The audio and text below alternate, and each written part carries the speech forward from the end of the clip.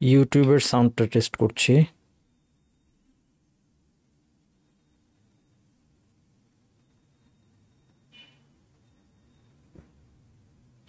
ইউটিউবের সাউন্ডটা টেস্ট করছি।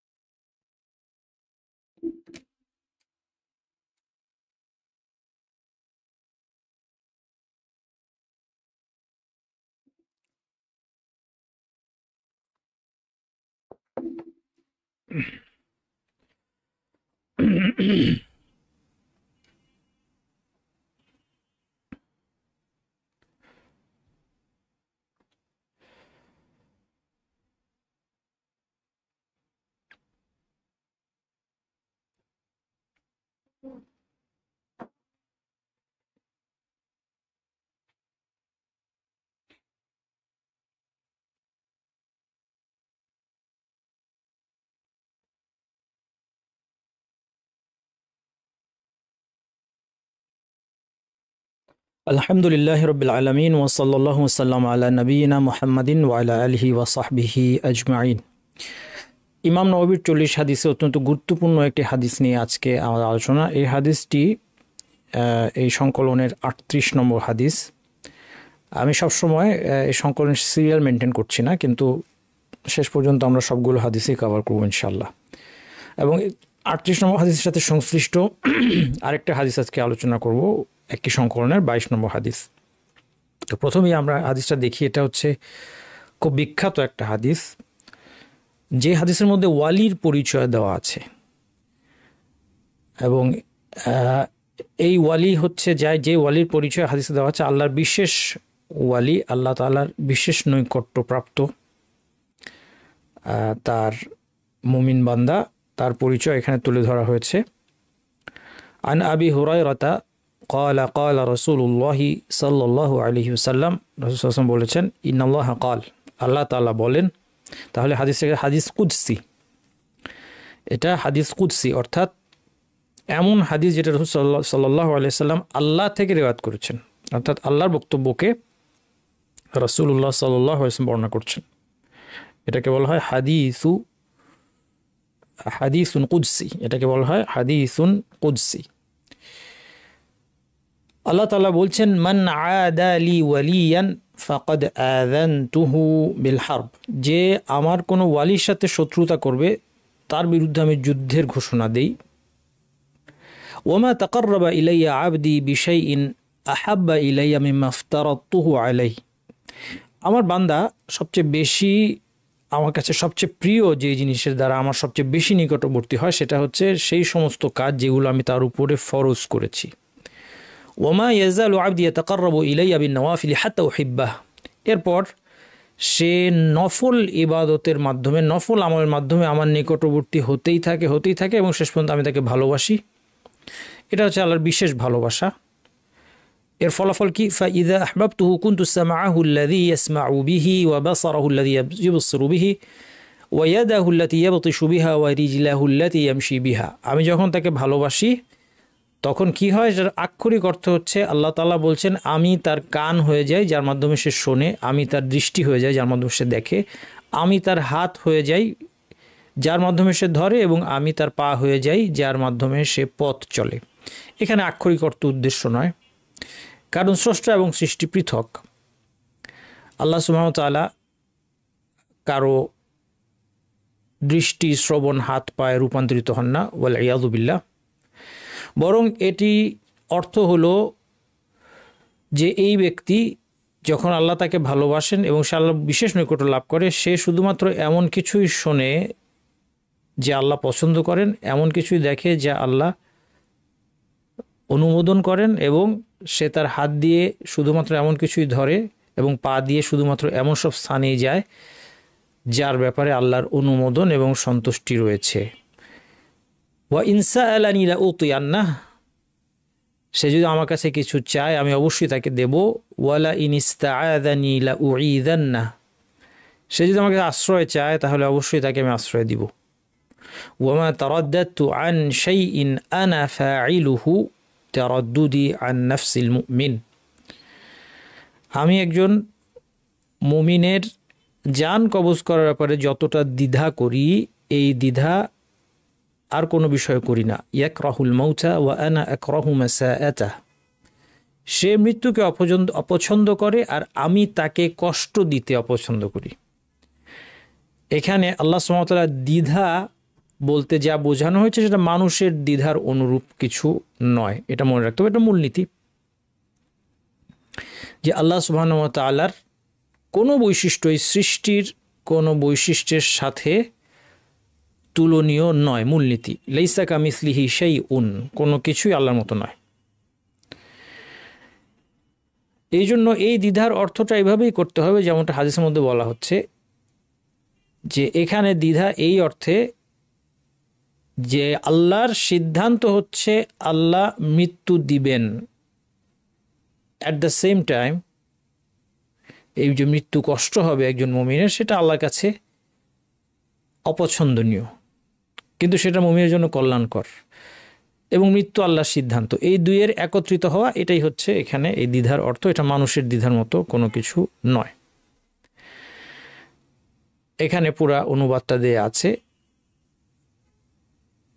আমরা যেটা বললাম আপনারা স্ক্রিনশট রাখতে পারেন, এবং হাদিসটা যেহেতু এটা বইয়েরই স্ক্রিনশট, কাজে বইটা যারা পেয়েছেন অথবা পেয়ে যাবেন আপনার বইতে হাদিসটা আপনারা পাবেন, সেটারই একটা স্ক্রিনশট এখানেও আছে। আজকে আমাদের আলোচনা হচ্ছে ওয়ালি নিয়ে যত বিভ্রান্তি। আজকে ইনশাল্লাহ আমাদের বেশ কয়েকটা বিষয়ে বিভ্রান্তির নিরসন হবে কোরআন এবং হাদিসের আলোকে। এই আলোচনাগুলো খুব গুরুত্বপূর্ণ। আপনারা আমাদের এই প্রোগ্রামে যুক্ত হতে টেলিগ্রাম চ্যানেলটি অবশ্যই সাবস্ক্রাইব করুন। আমরা 30টা কোর্সের মাধ্যমে দ্বীনের মৌলিক জ্ঞান সমস্ত মানুষের কাছে পৌঁছে দিতে চাই ইনশাল্লাহ, এবং খুব গোছানোভাবে কাজটা করতে চাই। এই জিনিসটা একটা আছে যে বিভিন্ন বিক্ষিপ্ত আলোচনা আকারে দ্বীনের বিষয়গুলো আলোচনা করা, সেটাও কল্যাণকর। আমরা এখানে যেটা করতে চাচ্ছি যে আর একটু স্ট্রাকচার্ড ওয়েতে, যে একজন মানুষ, অনেক মানুষ আছেন যারা উপলব্ধি করেন যে আমার দিন শিখতে হবে, কিন্তু তারপর তারা একটা অথৈ সমুদ্রে পড়ে যান। কোথায় যাব, কোথায় শিখবো, কোন চ্যানেল থেকে শিখবো, আর এখন সোশ্যাল প্ল্যাটফর্মের কারণে কার লেকচার শুনবো, কোথা থেকে শিখবো। কোরআন ও হাদিস ভিত্তিক বিশুদ্ধ জ্ঞান অর্জন, যা কিছু জানা প্রয়োজন একজন মুসলিমের, সেই সবটা এক জায়গায় কোর্স আকারে হলে সুবিধা কি, একটা শৃঙ্খলা থাকে। আপনি একটা কোর্স করছেন, তারপর আপনি একটা পরীক্ষা দিবেন, একটা সার্টিফিকেট নেবেন, আপনি একটা সিস্টেমের মধ্যে থাকবেন। এইভাবে 30টা কোর্সের আকারে দিন সম্পর্কে একজন সাধারণ মুসলিমের যা কিছু জানার প্রয়োজন সব কিছু এক জায়গায় নিয়ে আসার এই প্রজেক্টে আপনারা আমাদের সাথে থাকুন, এবং ইনশাল্লাহ আমরা এগুলো সর্বসাধারণের জন্য ফ্রি রাখতে চাই। আমরা ইনশাল্লাহ ফ্রি রাখতে চাই। আমাদের এই প্রচেষ্টার সাথে যুক্ত থাকতে অবশ্যই আপনার টেলিগ্রাম চ্যানেল সাবস্ক্রাইব করবেন, এবং যারা বিশেষ করে কোর্সগুলো করছেন সব ধরনের ঘোষণা একমাত্র এই টেলিগ্রাম চ্যানেলে আসে। এই যে ইমেল অ্যাড্রেসটা দেখতে পাচ্ছেন info@nasirshahruq.com, এখানে আপনারা ইমেল করে প্রশ্ন পাঠাতে পারেন। বেশ কয়েকদিনের প্রশ্ন জমে গিয়েছে, আপনারা অনেক মনে মনে ভাবছেন যে প্রশ্ন পাঠিয়ে লাভ নাই, প্রশ্ন উত্তর দেওয়া হয় না। কথাটা তেমন না। বিষয়টা কিছু বিশেষ কারণে, ব্যস্ততার কারণে অনেকগুলো প্রশ্ন জমে গিয়েছে। আমি আশা করি এই জমে থাকা কাজ 2-3 দিনের মধ্যেই ইনশাল্লাহ আমরা উত্তরগুলো দিয়ে দিব। ধৈর্য ধরে থাকুন, প্রশ্ন উত্তর পেয়ে যাবেন ইনশাল্লাহ। nasirshak.com-এ আমার ওয়েবসাইটে এই কোর্সে রেজিস্ট্রেশন করে আপনার পরীক্ষা দিবেন। পরীক্ষা কেন দিবেন? শুধু সার্টিফিকেট পাওয়া মূল কথা না, পরীক্ষা দিলে আপনার শেখা হবে। ওয়ালির পরিচয় এই হাদিসেও আমরা পেয়েছি এবং কোরআনে ওয়ালির পরিচয় দেওয়া আছে। এই জন্য ওয়ালি নিয়ে বিভ্রান্তি কোনো সুযোগ নাই। আমরা কোরআন হাদিস থেকে দূরে বলেই আল্লাহর ওয়ালিকে, এটা নিয়ে আমাদের অনেক বিভ্রান্তি আছে। ক্লাস শেষে নোটগুলো দিব, টেলিগ্রাম গ্রুপে ক্লাস শেষে নোটগুলো দিব, একজন জিজ্ঞেস করেছেন, সবই দেওয়া হবে। মাঝখানে আমাদের সব কাজগুলো একটু ওই যে মহাসড়কে যেভাবে ট্রাফিক জ্যাম লেগে যায় কোনো একটা কিছুর কারণে, সেরকম একটা ট্রাফিক জ্যামের মধ্যে আমরা পড়ে গিয়েছি। আপনাদের একটা পরীক্ষা গেল কিছুদিন আগে, এরপরে 3-4টা ক্লাস হয়ে গিয়েছে, আজকে মনে হয় 5 নম্বর ক্লাস পরীক্ষার পর। এই সব কিছু একটা ট্রাফিক জ্যামে পড়ে গিয়েছে, আস্তে আস্তে জট ছুটবে ইনশাল্লাহ। আপনারা ধৈর্য ধরে লেগে থাকুন, সব কিছুই পর্যায়ক্রমে পাবেন ইনশাল্লাহ। একটু স্লো হলেও কোনো কিছু মিস যাবে না ইনশাল্লাহ। আল কোরআনে ওয়ালির পরিচয় কি? আলা ইন্না আউলিয়া আল্লাহি লা খাউফুন আলাইহিম ওয়া লাহুম ইয়াহজানুন। শোনো, আল্লাহর ওয়ালিদের কোনো ভয় নেই এবং তারা দুঃখও করবে না। আল্লাযিনা আমানু ওয়া কানু ইয়াত্তাকুন। তাদের বৈশিষ্ট্য হচ্ছে যারা ঈমান এনেছিল এবং তাকওয়া অবলম্বন করে চলতো। তাহলে এই দুটো জিনিস মনে রাখবেন, ঈমান আর তাকওয়া, এটা হচ্ছে ওয়ালির পরিচয়। যার ঈমান যত বেশি সে আল্লাহ তত বড় ওয়ালি, যার তাকওয়া তত বেশি সে আল্লাহ তত বড় ওয়ালি। ঈমান কি দেখা যাবে চোখে? ঈমান দেখা যাবে না, অন্তর বিষয়, কিন্তু ঈমানের লক্ষণ দেখা যাবে। তাকওয়ার মধ্যে ঈমানের লক্ষণ দেখা যাবে। তাকওয়া মানে কি? আমরা তাকওয়ার উপর দীর্ঘ আলোচনা করেছি না? তাকওয়া বোঝার জন্য খুব জরুরি। সংক্ষেপে তাকওয়ার সংজ্ঞা হচ্ছে আল্লাহর শাস্তি থেকে আত্মরক্ষার জন্য আল্লাহর সমস্ত আদেশ নিষেধ পালন করার মাধ্যমে নিজেকে রক্ষা করা আল্লাহর শাস্তি থেকে, আল্লাহর ক্রোধ থেকে। এটাই হচ্ছে তাকওয়া। তাকওয়ার মূলে শিল্ডের অর্থ আছে, আত্মরক্ষার অর্থ আছে। তাকওয়ার পরিচয় অবশ্যই, লক্ষণ অবশ্যই প্রকাশ পাবে। এই জন্য আমরা যখন কাউকে দেখব যে সে আল্লাহর আদেশ নিষেধ শরীয়ত মেনে চলে, আমরা আশা করব সে আল্লাহর ওয়ালি। 100% গ্যারান্টি দিতে পারবো না, কারণ অন্তর খবর আল্লাহ ভালো জানেন, কিন্তু তারপর আমরা আশা করব। আর যে বাহ্যিকভাবে শরীয়ত মেনে চলে না, সেও আল্লাহর ওয়ালি হইতে পারে, কে জানে। এটা একদম ভুল কথা, এই ভুলটা আমরা করব না। অনেক সময় মানুষের ভুল ধারণা করা যাচ্ছে, নামাজ পড়ে না বলে তুমি তাকে ইয়ে করো না, মনে করো না যে সে হইতে পারে আল্লাহ অনেক বড় ওয়ালি। না, সে এখন আল্লাহর কোনো ওয়ালি না। হ্যাঁ, যদি আমরা বলবো যে সে হেদায়েত পেতে পারে আল্লাহ চাইলে, বুঝতে পারছেন? এই দুইটা কথার মধ্যে পার্থক্য আছে। আমি যদি বলি যে নামাজ পড়ে না, আল্লাহ আদেশ পালন করে না, হারাম কাজের মধ্যে ডুবে আছে, আমরা যদি বলি যে সে আল্লাহর ওয়ালি হতেও পারে, এটা ভুল কথা। কারণ আল্লাহর ওয়ালি হলে কমপক্ষে তার তাকওয়ার মধ্যে এটা প্রকাশ পাবে। সে তো আল্লাহকে ভয় করছে না তার মানে। কিন্তু আমরা এটা বলতে পারি যে তার ব্যাপারে কোনো সিদ্ধান্ত আমরা দিয়ে দিতে পারবো না, তার ভবিষ্যৎ নিয়ে কোনো সিদ্ধান্ত দিয়ে দিতে পারবো। আমরা বলতে পারবো না সে জাহান্নামী, বুঝতে পারছেন? আমরা কখনোই কারো নির্দিষ্ট ব্যক্তি সম্পর্কে কোরআন হাদিসের প্রমাণ ছাড়া বলতে পারবো না যে এ জান্নাতি, এ জাহান্নামী। যেমন যাদের জান্নাতের সুসংবাদ আসছে আল কোরআনে অথবা হাদিসে, তাদের সম্পর্কে আমরা বলতে পারি 10 জন সাহাবী তারা জান্নাতি, কারণ হাদিসে প্রমাণ এসেছে, বাস এটা আমরা বলতে পারবো। যার ব্যাপারে জাহান্নামী, আবু লাহাব জাহান্নামী, আবু লাহাবের কথা কোরআন মধ্যে তাব্বাত ইয়াদা আবি লাহাব ওয়া তাব, তা জাহান্নামের ঘোষণা চলে এসেছে আল কোরআনে, তাহলে তার সম্পর্কে বলতে পারবো।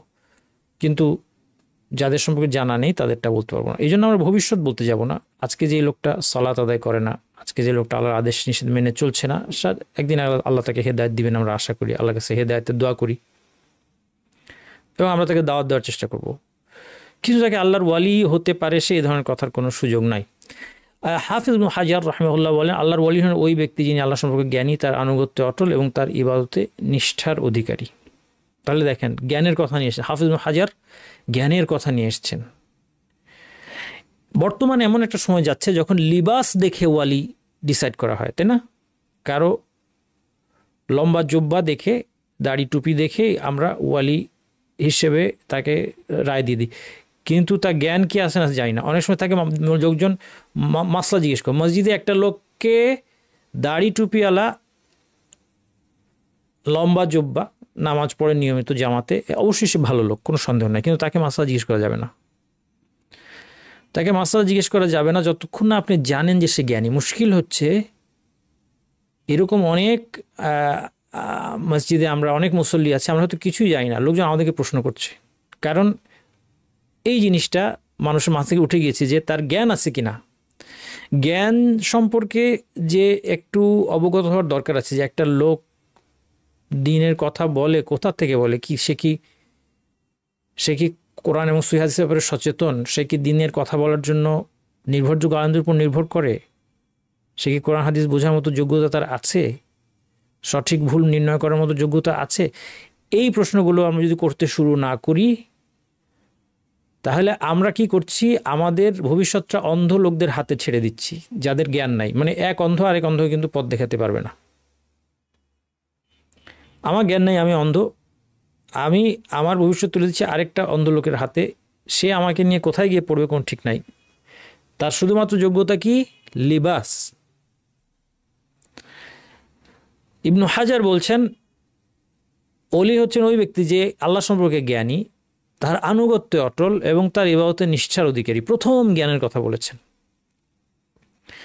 কারণ একজন লোককে বাহ্যিকভাবে খুব ধার্মিক মনে হলেও সে যদি জ্ঞানী না হয়, তার নিয়ত ঠিক থাকা সত্ত্বেও সে গিয়ে কোনো একটা খাদের মধ্যে পড়তে পারে এবং আমাকে নিয়ে গিয়ে পড়তে পারে, কারণ তার তো জ্ঞান নাই। সে হয়তো ভালো মানুষ, সে আল্লাহকে সত্যি ভয় করে, কিন্তু তার জ্ঞান নাই, ফলে সে নিজে পথভ্রষ্ট হয়ে যেতে পারে, অন্যকে পথভ্রষ্ট করতে পারে। ওয়ালির পরিচয়, এটা খুব সুন্দর, এই পয়েন্টগুলা এগুলো খেয়াল করবেন। 20টা পয়েন্ট আছে ওয়ালির পরিচয়। যে ইমানদার এবং মুত্তাকি সে হচ্ছে ওয়ালি, এটা হচ্ছে বেসিক কথা। তাইলে আমরা প্রথম বেসিক কথা বলে দিলাম, যে শরীয়তের ধার ধারে না, সে কোনো দিনও কোনোভাবে আল্লাহর ওয়ালি হবে না। এখন মানুষজন, আমার দেশের কথা যদি বলি, সমাজে অনেক মানুষজন অনেক লোকের পিছনে ছুটছে, ঘুরছে, তাকে হয়তো পীর সাহেব মানছে, তাকে মুর্শিদ মানছে, তাকে ওয়ালি মানছে, কিন্তু সে হয়তো তার মধ্যে ইসলামের কোনো আমলই নাই, সে কোনোদিনও ওয়ালি হতে পারবে না। কারণ আল কোরআন বলে দিচ্ছে ইমানদার এবং মুত্তাকি হচ্ছে আল্লাহর ওয়ালি। 2 নম্বর হচ্ছে তাকওয়ার অর্থ আল্লাহ আদেশ মেনে চলা। কাজেই আমরা বললাম যে আল্লাহর আদেশ নিষেধ পরোয়া করে না, সে কোনোদিন ওয়ালি হতে পারে না। 3 নম্বর হচ্ছে যে আল্লাহ এবং দিন সম্পর্কে যত বেশি জ্ঞানী তিনি, আল্লাহ তত বড় ওয়ালি। 4 নম্বর, যিনি আল্লাহর বিধিনিষেধ মেনে চলার ক্ষেত্রে যত বেশি সতর্ক, এবং এই সতর্কতা জ্ঞানের ভিত্তিতে হতে হবে। এখন জ্ঞান ছাড়া সতর্কতা খুব বিপজ্জনক। হ্যাঁ, আমি আমার নিজের জীবনের এরকম অনেক দুঃখজনক পরিস্থিতির সম্মুখীন হয়েছি, যে জ্ঞান না থাকায় অনেক কষ্ট পড়ে গিয়েছি দিনের ব্যাপারে। মানে জ্ঞান ছাড়া যেই সতর্কতা, জ্ঞান ছাড়া আন্দাজে অথবা ভুলের ভিত্তিতে এই সতর্কতা কিন্তু মানুষকে আরও বিপদের মধ্যে নিয়ে যায়, ওয়াসওয়াসার মধ্যে নিয়ে যায়। এটা খুব ভয়ের বিষয়। তাহলে মানে সবসময় সে একটা দুশ্চিন্তার মধ্যে থাকবে, মনে হয় এটা হলো না, এই মনে হয় আমার নামাজ হলো না, এই মনে হয় আমার রোজা হলো না। এরকম লোক ওয়াসওয়াসার মধ্যে চলে যায়, উজু করতেই থাকে, না আমার উজু হয় নাই, এই সমস্যা, আবার করি। যেমন আমাদের ছোটবেলায় একটা মাসালা চালু ছিল, জানি না এটা কোথায়, এটা ইভেন মানে এই মত আমি নিশ্চিত যে 4 মাযহাবের কোনো মাযহাবের নাই, হাঁটুর উপর কাপড় উঠলে উজু চলে যায়। এই জন্য একটা দীর্ঘ সময় আমার খুব সমস্যা ছিলাম, আমি নিজে, বিশেষ করে ছোটো ছিলাম যখন। ছোটো থাকলে হাঁটুর উপর কাপড় উঠে যেত সহজেই, তাতে আবার উজু করো। এটা এদের কী ধরনের সতর্কতা? এটা জ্ঞানবিহীন, অজ্ঞতা উপর ভিত্তি করে যে সতর্কতা, সেটা মানুষকে বিপদের মধ্যে নিয়ে যাবে। এই জন্য জ্ঞান অর্জন করতে হবে, তারপর সতর্ক হতে হবে। তাকে দেখলে আল্লাহর কথা স্মরণ হয়, ওয়ালিকে দেখলে আল্লাহর কথা স্মরণ হয়, আল্লাহর ভয় জাগে। ওয়ালির সামনে একজন মানুষ অন্যায় করতে, সে তখন কি হয়, সতর্ক হয়ে যায়। দেখবেন আপনি একজন আলিমের সামনে আপনি বসেছেন, তার সামনে আপনি ইনঅ্যাপ্রোপ্রিয়েট কিছু করতে আপনার কাছে খারাপ লাগবে, তার সাথে থেকে দেখা যাবে যে আপনি অনেক ভালো কাজ করছেন, যেটা অন্য সময় আপনি উৎসাহ পাচ্ছিলেন না। অলৌকিক ঘটনা ওয়ালি হওয়ার কোনো নিশ্চিত লক্ষণ নয়। খুব ইম্পর্টেন্ট পয়েন্ট। অলি হওয়ার জন্য অলৌকিক ঘটনা থাকতে হবে এমন কথা নেই। অলির জীবনে অলৌকিক কোনো ঘটনা নাই থাকতে পারে, এবং প্রকৃত অলি নিজের ভালো কাজের প্রচার করেন না। ওয়ালি মানুষকে বলে বেড়ায় না যে এই হয়েছে সেই হয়েছে আমার জীবনে। যদি কোনো অলৌকিক ঘটনা ঘটেও থাকে, কারামাতুল আউলিয়া সত্য, ওয়ালিদের জীবনে অলৌকিক ঘটনা ঘটতে পারে, এটা সত্য, এটা অস্বীকার করি না আমরা। কিন্তু ঘটলে প্রকৃত ওয়ালি এটা প্রচার করে বেড়াবে না। কেউ যদি প্রচার করে বেড়ায় যে আমার জীবনে এই ধরনের অলৌকিক ঘটনা ঘটেছে, আমার বাপদাদার জীবনে এই ধরনের অলৌকিক ঘটনা ঘটেছে, আছে অনেকে বংশানুক্রমে তারা বাপদাদাদের অলৌকিক ঘটনার ওয়াজ করে যাচ্ছেন এবং সেটাকে প্রমাণ হিসেবে দিচ্ছেন যে আমরা সঠিক পথে আছি। আমি আপনাদেরকে চিনিয়ে দিচ্ছি, বিপদের জায়গাগুলো চিনিয়ে দিচ্ছি, এবং আপনারা মানুষকে চেনাবেন। আমি সঠিক পথে আছি বা আমার দল সঠিক পথে আছে, আমার জামাত বা দল সঠিক পথে আছে বা আমার তরিকা সঠিক, এটা বোঝানোর জন্য কেউ যদি অলৌকিক ঘটনা নিয়ে আসে যে আমার গ্রুপের সাথে কাজ করছিল একজন, তার জীবনে এরকম একটা অলৌকিক ঘটনা ঘটে, অথবা আমার বাপ দাদা ওনারা পীর ছিলেন, তারা এরকম অলৌকিক ঘটনা ঘটিয়েছেন, এগুলো যদি আপনি তার ওয়াজ মাহফিলে শুনতে পান, তাহলে তার থেকে সাবধান হয়ে যাবেন। কারণ হতে পারে একজন ওয়ালির জীবনে অলৌকিক ঘটনা ঘটতে পারে, কিন্তু সেটা কোনো প্রচার করার বিষয় নয়, এবং এটা তার ব্যক্তিগত আল্লাহর পক্ষ থেকে তার একটা কারামাত হতে পারে। এর কারণে তিনি দলিল হয়ে যান না শরীয়তের, এটা সামনে আসবে পয়েন্টটা। তিনি মানুষকে কোরআন হাদিস মেনে চলার উপদেশ দেন। ওয়ালির কথা কি বিষয় হয়?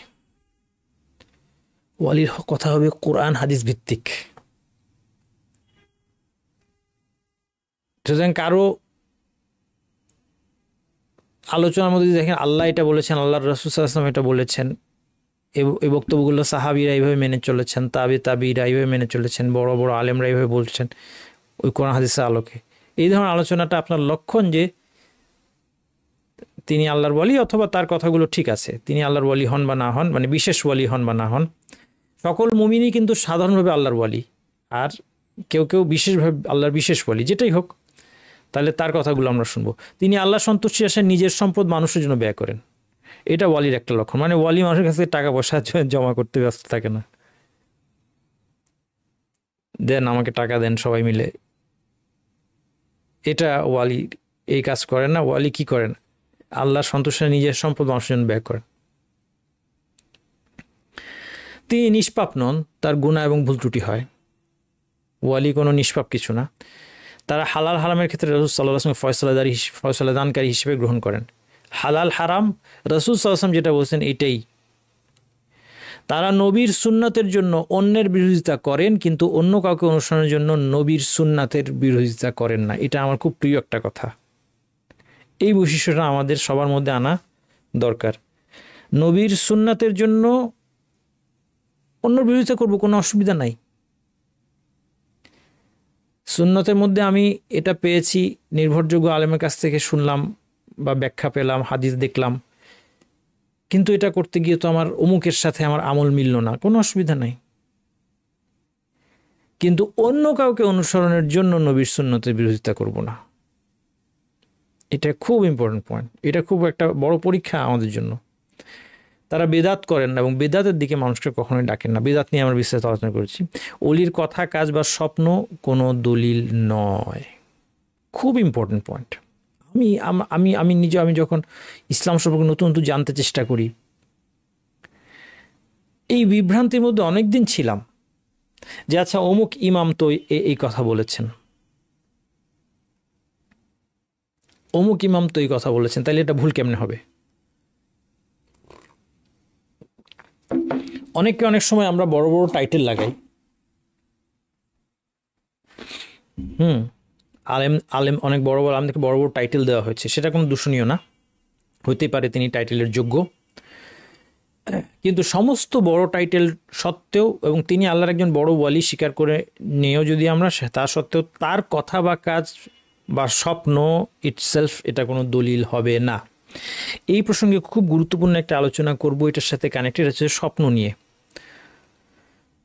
স্বপ্ন আমাদের বিভ্রান্তির এবং অনেক সময় কনফিউশনের একটা উৎস। আমরা স্বপ্নে অনেক কিছু দেখি, প্রায় আমি এই প্রশ্নগুলো পাই যে স্বপ্নে এটা দেখলাম ওটা দেখলাম, এর অর্থ কি? অনেকে তাসবিহ পড়তে বলেন, এটা পড়ে উনি এটা পেয়েছেন এমন বললে সেগুলো মানা যাবে না। না, যখনই বলবো যে এই তসবিহ পড়ে আমি এটা পেয়েছি, তখনই এটাকে ধরে নেবেন যে এটা একটা বানোয়ার জিনিস হওয়ার লক্ষণ। খুব সাবধান এটা। হ্যাঁ, আপনি কোন তসবিহ পড়ে কি পেতে পারেন সব হাদিসের মধ্যে বর্ণনা করে দেওয়া আছে। আপনি হাদিসের তসবিহগুলো পাঠ করবেন, হাদিসে যেভাবে যেই সংখ্যায় যখন যেটা পড়তে শেখানো হয়েছে এর মধ্যে সমস্ত কল্যাণ আছে, কারণ এইটা শেখানোর জন্যই আল্লাহ রাসূলকে পাঠিয়েছেন। কিভাবে আপনি দুনিয়া এবং আখিরাতের সমস্ত কল্যাণ আপনার জীবনে আনতে পারেন এটা শেখানোর জন্য আল্লাহ তার রাসূলকে পাঠিয়েছেন। শুধু আখিরাত না, দুনিয়াও। দুনিয়াবী কল্যাণের পথ আমাদেরকে ইসলাম দেখায় নাই, দেখিয়েছে। কাজেই আমরা এই ব্যাপারগুলোতে খুব সাবধান। যে কোনো তাসবিহ হোক, দোয়া হোক, আমল হোক, আমাদেরকে নিশ্চিত হতে হবে কোরআন সুন্নাতে এটা আছে কিনা। আচ্ছা, যদি আপনি বলেন যে না আমি সাধারণ মানুষ, আমি এত কিছু ঘেটে দেখবো কীভাবে, না ঠিক আছে, অসুবিধা নেই, কিন্তু আপনি অন্তত এমন আলেমে অনুসরণ করবেন যারা এই কথাগুলো বলবে না যে এই তসবিহ পড়ে এটা পেয়েছি। না, যে বলবে যে এটা হাদিসের মধ্যে আছে, হাদিসটা সহি, হাদিসের উপর আপনি আমল করতে পারেন, হাদিসটা সহি। আপনি বলতে পারেন যে তাও তো সে ভুল বলতে পারে আমাকে, আমি কেমনে জানবো? আরও দু একজনকে জিজ্ঞেস করেন, কয়েকজন আলেম। এটা মানুষের অজানা থাকে না। কারা মানুষকে কোরআন হাদিসের আলোকে সঠিক পথে গাইড করে, এটা তারা অচেনা থাকে না, তাদেরকে মানুষ চিনে। যেমন আপনার অসুখ হইলে ভালো ডাক্তার অচেনা আছে বলেন? আমি জিজ্ঞেস করি, যদি আমি এখন আপনার নি রিপ্লেসমেন্ট করতে হবে, বাংলাদেশে করবেন আপনি, বাংলাদেশে আপনি তো টাকা থাকলে বিদেশ চলে যাবেন, সেটা আলাদা। বাংলাদেশে নি রিপ্লেসমেন্ট করলে কার কাছে যাবেন? যাকে যতজনকে জিজ্ঞেস করেন ঘুরে ফিরে 2-3টা ডাক্তারের নাম আসবে। যতগুলি ডাক্তারকে জিজ্ঞেস করবেন আপনি, ঘুরে ফিরে 2-3 ডাক্তার নাম আসবে, তাই না? মানে আমি বলতে যাচ্ছি মানুষ খোঁজ করলে জানতে পারে। আলেম খোঁজ করার ব্যাপারে হয়তো ঠিক একই পদ্ধতি সবসময় হবে না। সেখানে আপনি যেমন ডাক্তারি ক্ষেত্রে সাধারণত আমরা নিজেরা ডাক্তারি বইপত্রের মধ্যে ঢুকি না, কারণ অনেক জটিল জিনিস। কিন্তু কোরআন হাদিসের মধ্যে আমরাও ঢুকতে পারি, আমরাও কোরআন হাদিসের সাথে টাচ রাখবো সাধ্যমতো, সবাই পড়ার চেষ্টা করব। বিষয়টা এমন না যে কোরআন হাদিস শুধু আলেমরা ছাড়া কেউ পড়বে না। হ্যাঁ, কোরআন হাদিস থেকে আমি নিজে স্বতন্ত্র সিদ্ধান্ত নিব সেটা না, কিন্তু কোরআন হাদিস পড়তে আমি যদি সম্পর্ক রাখি তখন আমার জন্য আলেমদেরকে চেনা কঠিন হবে না। যাই হোক, স্বপ্ন নিয়ে যে কনফিউশন, অনেকেই প্রশ্ন করেন স্বপ্নে এটা দেখলাম সেটা দেখলাম, এটার মানে কি? স্বপ্নের মানের পিছনে ছুটতে গিয়ে অনেকে অনেক বিপথেও চলে যান। দেখেন রাসূল সাল্লাল্লাহু আলাইহি ওয়াসাল্লামের গাইডলাইন এ ব্যাপারে খুব সুন্দর। রাসূল সাল্লাল্লাহু আলাইহি ওয়াসাল্লাম বলছেন, রুইয়া সালাসাতুন ফারুইয়া সালিহাতি বুশরা মিনাল্লাহ। স্বপ্ন 3 প্রকার হয়। একটা হচ্ছে আল্লাহর কাছ থেকে সুসংবাদ, ওয়া রুইয়া তাহজিনুন মিনাশ শাইতান। আরেকটা স্বপ্ন হচ্ছে শয়তান দেখায়, দুঃখ দেয় মানুষকে, কষ্টকর স্বপ্ন দেখায় শয়তান মানুষকে দুঃখ দেয়। আর এগুলো নিয়ে কিন্তু প্রশ্নটা বেশি হয়, অথচ হাদিসে বলা হচ্ছে এটা শয়তান দেখায়। শয়তান যেটা দেখিয়েছে আমরা এটার অর্থ খুঁজতে যাচ্ছি, এবং অর্থ খুঁজতে যাচ্ছি অনেক সময় আরেক শয়তানের কাছে। যারা এগুলির ব্যাখ্যা করে তাদের মধ্যে অনেকে আন্দাজে ব্যাখ্যা করে এবং অনেকে তারা নিজেরাই এক রকমের শয়তান, মানুষের শয়তান, মানুষরূপী শয়তান, তারা মানুষ পথভ্রষ্ট করে। বড় ইয়া মিম্মা ইউহাদ্দিসুল মারউ নাফসা। তৃতীয় প্রকার স্বপ্ন হচ্ছে যেটা একজন ব্যক্তি নিজে চিন্তা ভাবনা করে, নিজের সাথে কথা বলে, মানে নিজে চিন্তা ভাবনা করেছে কিছু একটা, আপনি চিন্তা করলেন সারাদিন, স্বপ্নে ওইটাই দেখলেন বা ওটার সাথে রিলেটেড কিছু। এই ধরনের 3 ধরনের স্বপ্ন হয়। আচ্ছা, এখানে কি বলা হচ্ছে দেখেন, ইযা রাআ আহাদুকুম। এখন রাসূল সাল্লাল্লাহু আলাইহি ওয়াসাল্লাম স্পষ্ট তো বলে দিয়েছেন স্বপ্ন দেখলে কি করতে হবে। আমরা যদি নবী সাল্লাল্লাহু আলাইহি ওয়াসাল্লামের গাইডলাইন নিয়ে স্যাটিসফাইড থাকতাম, আমরা কত যে শান্তি পেতাম, কিন্তু আমরা এটাতে স্যাটিসফাইড থাকি না, আমরা জানিও না। তিনি বলছেন ইযা রাআ আহাদুকুম রুইয়া ইউহিব্বুহা ফাইন্নামা হিয়া মিনাল্লাহ ফালিয়াহমাদিল্লাহ আলাইহা ওয়াল ইউহাদ্দিস বিহা। কেউ যদি এমন একটা স্বপ্ন দেখে যেটা সে পছন্দ করে, স্বপ্নে সে ভালো কিছু দেখেছে, এটা আল্লাহর কাছ থেকে, সে যেন আল্লাহর প্রশংসা করে এবং সে এটা বলতে পারে এই স্বপ্নের কথা। ওয়া ইযা রাআ গায়রা যালিক, যদি ভিন্ন কিছু দেখে, খারাপ কিছু দেখে, মিম্মা ইয়াকরাহু, যেটা সে অপছন্দ করে, ফাইন্নামা হিয়া মিনাশ শাইতান, এটা শয়তান কাছ থেকে এসেছে, ফালইয়াস্তাইয মিন শাররিহা, সে যেন এটার মন্দ থেকে আল্লাহর আশ্রয় চায়, ওয়ালা ইয়াযকুরহা লিআহাদ, কাউকে এটা বলবে না। দেখেন আমরা কি করি, সব ভাই স্বপ্নে এটা এটা দেখলাম, বলেন তো এটা কি অর্থ কি, আমার ভয় লাগতেছে। তাহলে রাসূল সাল্লাল্লাহু আলাইহি ওয়াসাল্লাম বলছেন যে বলবে না, সে তার বলাই উচিত না যে কি দেখেছে। আচ্ছা দুঃস্বপ্ন দেখেছে, শয়তান দেখেছে, বাস আল্লাহর কাছে আশ্রয় চাইবে। ফাইন্নাহা লা তাদুররুহু, কাউকে বলবে না, এটা তার কোনো ক্ষতি করবে না। রাসূল সাল্লাল্লাহু আলাইহি ওয়াসাল্লাম গ্যারান্টি দিয়ে দিয়েছেন এটা কোনো ক্ষতি করবে না। এখন মানুষ স্বপ্নে দেখে, দুঃস্বপ্ন দেখে, তারপর এটার ভিত্তিতে অনেক ধরনের আমল করার চেষ্টা করে, জানার চেষ্টা করে। ফাইন রাআ রুইয়া হাসানাতান ফালইউবশির, সুন্দর স্বপ্ন দেখলে, আপনি স্বপ্নে দেখলেন আপনি সালাত আদায় করছেন, আপনি স্বপ্নে দেখলেন আপনি হজ করতে গিয়েছেন, ওমরা করতে গিয়েছেন, স্বপ্নে দেখলেন আপনি কোরআন তিলাওয়াত করছেন, স্বপ্নে দেখলেন আপনি কোরআনের হাফিজ হয়ে গিয়েছেন, স্বপ্নে দেখলেন আপনি আপনি জান্নাতে গিয়েছেন, ভালো ভালো স্বপ্ন দেখলেন, ফালইউবশির, সে যেন আনন্দিত হয়। ওয়ালা ইউখবির ইল্লা মান ইউহিব্বু, আগের হাদিসে বলা হয়েছে যে সে বলতে পারে, এখানে বলা হয়েছে যে যাকে ভালোবাসে তাকে ছাড়া যেন কাউকে না, অর্থাৎ কাছের মানুষ যে আপনাকে ঈর্ষা করবে না, এরকম মানুষকে বলেন, যদি বলতে হয় এরকম মানুষকে বলেন। ইউসুফ আলাইহিস সালাম স্বপ্নে দেখেছিলেন ইন্নী রাআইতু আহাদা আশারা কাওকাবা ওয়াশ শামসা ওয়াল কামারা রাআইতুহু লিসাজিদিন, আমি 11 চাঁদ সূর্য এবং 11টা নক্ষত্রকে দেখলাম আমাকে সিজদা করছে। ইউসুফ আলাইহিস সালামের 11 জন ভাই ছিল, আপনারা জানেন। বাবাকে বলছে, বাবাও নবী, তিনিও নবী। ইয়াকুব আলাইহিস সালাম বললেন লা তাকসুস রুইয়াকা আলা ইখওয়াতিকা ফায়াকিদু লাকা কাইদা, তোমার ভাইদেরকে স্বপ্নের কথা বলো না, তারা তোমার মধ্যে ষড়যন্ত্র করবে। ইন্না শায়তানাল ইনসানি আদুউম মুবিন, শয়তান মানুষের জন্য স্পষ্ট শত্রু, কারণ ঈর্ষা হতে পারে। সাবধান করলেন যে বলো না এই স্বপ্নের কথা, কারণ স্বপ্নে ইঙ্গিত করছে ইউসুফ আলাইহিস সালামকে সিজদা করছে তার ভাইরা। দুঃস্বপ্নের ক্ষেত্রে কোনো কোনো ভাষায় এসেছে ফাল ইয়ামফুস আন ইয়াসারিহি সালাসান ওয়াল ইয়াতাআওয়াজ বিল্লাহি মিন শাররিহা, বাম দিকে 3 বার হালকা আর্দ্র ফু দিবে, বাম দিকে এভাবে, ওয়াল ইয়াতাআওয়াজ বিল্লাহি মিন শাররিহা, এই স্বপ্নের মন্দ থেকে আগে আশ্রয় চাবে। অন্য বর্ণনায় আছে ওয়াল ইয়াতাআওয়াজ বিল্লাহি মিন শাররি শাইতানি ওয়া শাররিহা, শয়তানের অনিষ্ট থেকে বলবে আল্লাহর কাছে আশ্রয়, আউযু বিল্লাহি মিনাশ শাইতানির রাজিম, অথবা আউযু বিল্লাহি মিন শাররি শাইতান মিন শাররি মা রাআইত, আমি যেটা দেখেছি সেটার অন্ধ থেকে, অথবা বাংলায় বলুক, অসুবিধা নেই। ওয়ালিয়াতাহাওয়াল আন জামবিহি আল্লাযী কানা আলাইহি, পাশ পরিবর্তন করে শুতে বলেছে আরেক বর্ণনায়। ফালিয়াকুম ফালিউসাল্লি, আরেক বর্ণনায় এসেছে সে যেন উঠে দাঁড়িয়ে সালাত আদায় করে। কয়টা বলেন তো, এখন আপনার কয়টা পেলেন? একটু লেখেন একজন চ্যাট বক্সে সুন্দর করে। দুঃস্বপ্ন দেখলে কি করবেন? দুঃস্বপ্ন দেখলে কয়টা কাজ করবেন লেখেন।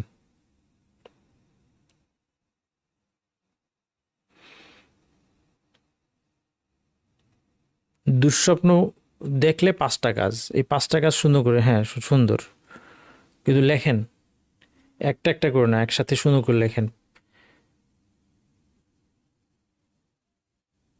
হ্যাঁ, শ্রাবণী পারভিন বলেছেন 5, সঠিক উত্তর।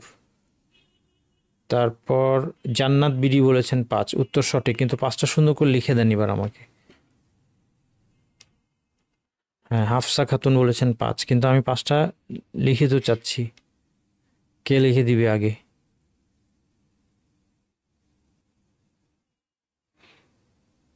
তাড়াতাড়ি লিখতে হবে, হ্যাঁ, একজনের উত্তর নিব।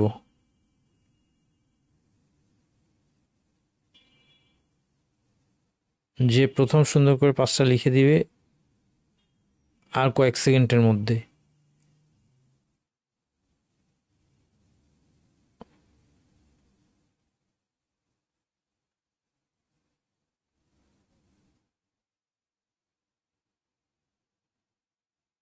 4টা লিখেছেন একজন, বুশরা বলেছেন 4টা। দেখি আপনি কয়টা বললেন।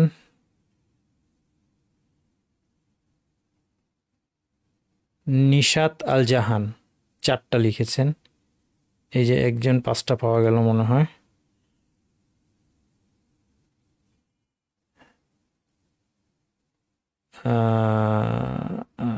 ফারহানা ইসলাম, ফারহানা ইসলাম আপনারটা কই গেল? আপনার সবগুলো হয় নাই না। হুম হুম সাবিনা কাছাকাছি।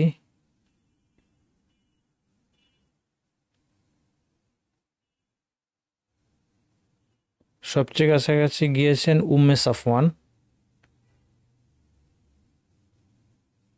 উম্মে সাফওয়ান, ওকে, উম্মে সাফওয়ানেরটাই আমি নিচ্ছি, এটা সবচেয়ে কাছাকাছি। আরও পরে কয়েকজন আছে কিন্তু এত সময় নাই। আউযু বিল্লাহি মিনাশ শাইতানির রাজিম বলে আল্লাহর কাছে আশ্রয় চাইবে। বাম দিকে 3বার ফু দিবে। হ্যাঁ, থুতু ফেলতে বলা হয় নাই, ফু দিবে, ভেজা আর্দ্র ফু, এরকম। এই স্বপ্নের কথা কাউকে বলবে না, পাশ পরিবর্তন করবে, নফল নামে যাবে। 5টা হচ্ছে, এখন একটু বাড়ানো দরকার। 5টা এই 5টাই শয়তানের কাছে থেকে আশ্রয় চাইবে এবং স্বপ্ন থেকে আশ্রয় চাইবে। এই স্বপ্নের মন্দ থেকে, শয়তানের অনিষ্ট এবং এই স্বপ্নের অনিষ্ট থেকে আশ্রয় চাইবে। তাহলে আপনার আনসার কমপ্লিট হইতো, কিন্তু এটাই সবচেয়ে কাছাকাছি। ওকে, অলির পরিচয় আরও হচ্ছে যে তারা আল্লাহ রাসূল এবং সাহাবীগণ ব্যতীত কোনো দলে যোগ দেন না, বিভিন্ন ফিরকায় বিভক্ত হয় না আল্লাহর ওলিরা। তাদের দল হচ্ছে আল্লাহর দল, তার রাসূলের দল, এবং কোরআন হাদিসকে সাহাবীরা যেভাবে বুঝেছেন সেটার উপর তারা থাকেন। এই জন্য বললাম সাহাবীদের দল। তারা দিনকে খেলতামাশার বস্তু বানান না। অলিদেরকে দেখলে নেক কাজে আগ্রহ সৃষ্টি এবং তাদের কাছ থেকে দিন শেখা যায়, এটা তাদের বরকত। কিন্তু তাদের স্পর্শ শরীরের কোনো অংশ বা পোশাকে বরকত নেই। আমার দেশে একটা বদভ্যাস আছে মানুষের, যাদেরকে তারা আল্লাহ আল্লাহ মনে করে তাদের সাথে হাত মেলানোর পরে হাতটা বুকের মধ্যে ঘষে। এই অভ্যাসটা আমাদের বাদ দিতে হবে, কারণ এর পিছনে একটা আকিদা আছে, একটা ভুল আকিদা, একটা শিরকি আকিদা, যে তার হাত থেকে আমার শরীরে কিছু বরকত আসবে। এইটা শিরকি আকিদা, এটা এক ধরনের শির্ক। ছোট শির্ক হলেও এটা শির্ক। ছোট শির্ক মানে কিন্তু জিনিসটা সামান্য তা না। ছোট শির্ক তাকে ছোট বলা হয়েছে বড় বড় শির্কের তুলনায়। এবং তার শরীরের অংশ পোষায় কোনো বরকত নেই। অলি হওয়ার জন্যটা বাদ চলে গেছে। অলি হওয়ার জন্য পীরের মুরিদ হইতে হয় না, কোনো খলিফা হইতে হয় না, কোনো তরিকা ধরতে হয় না, কোনো বায়াত হইতে হয় না কারো কাছে। এইগুলি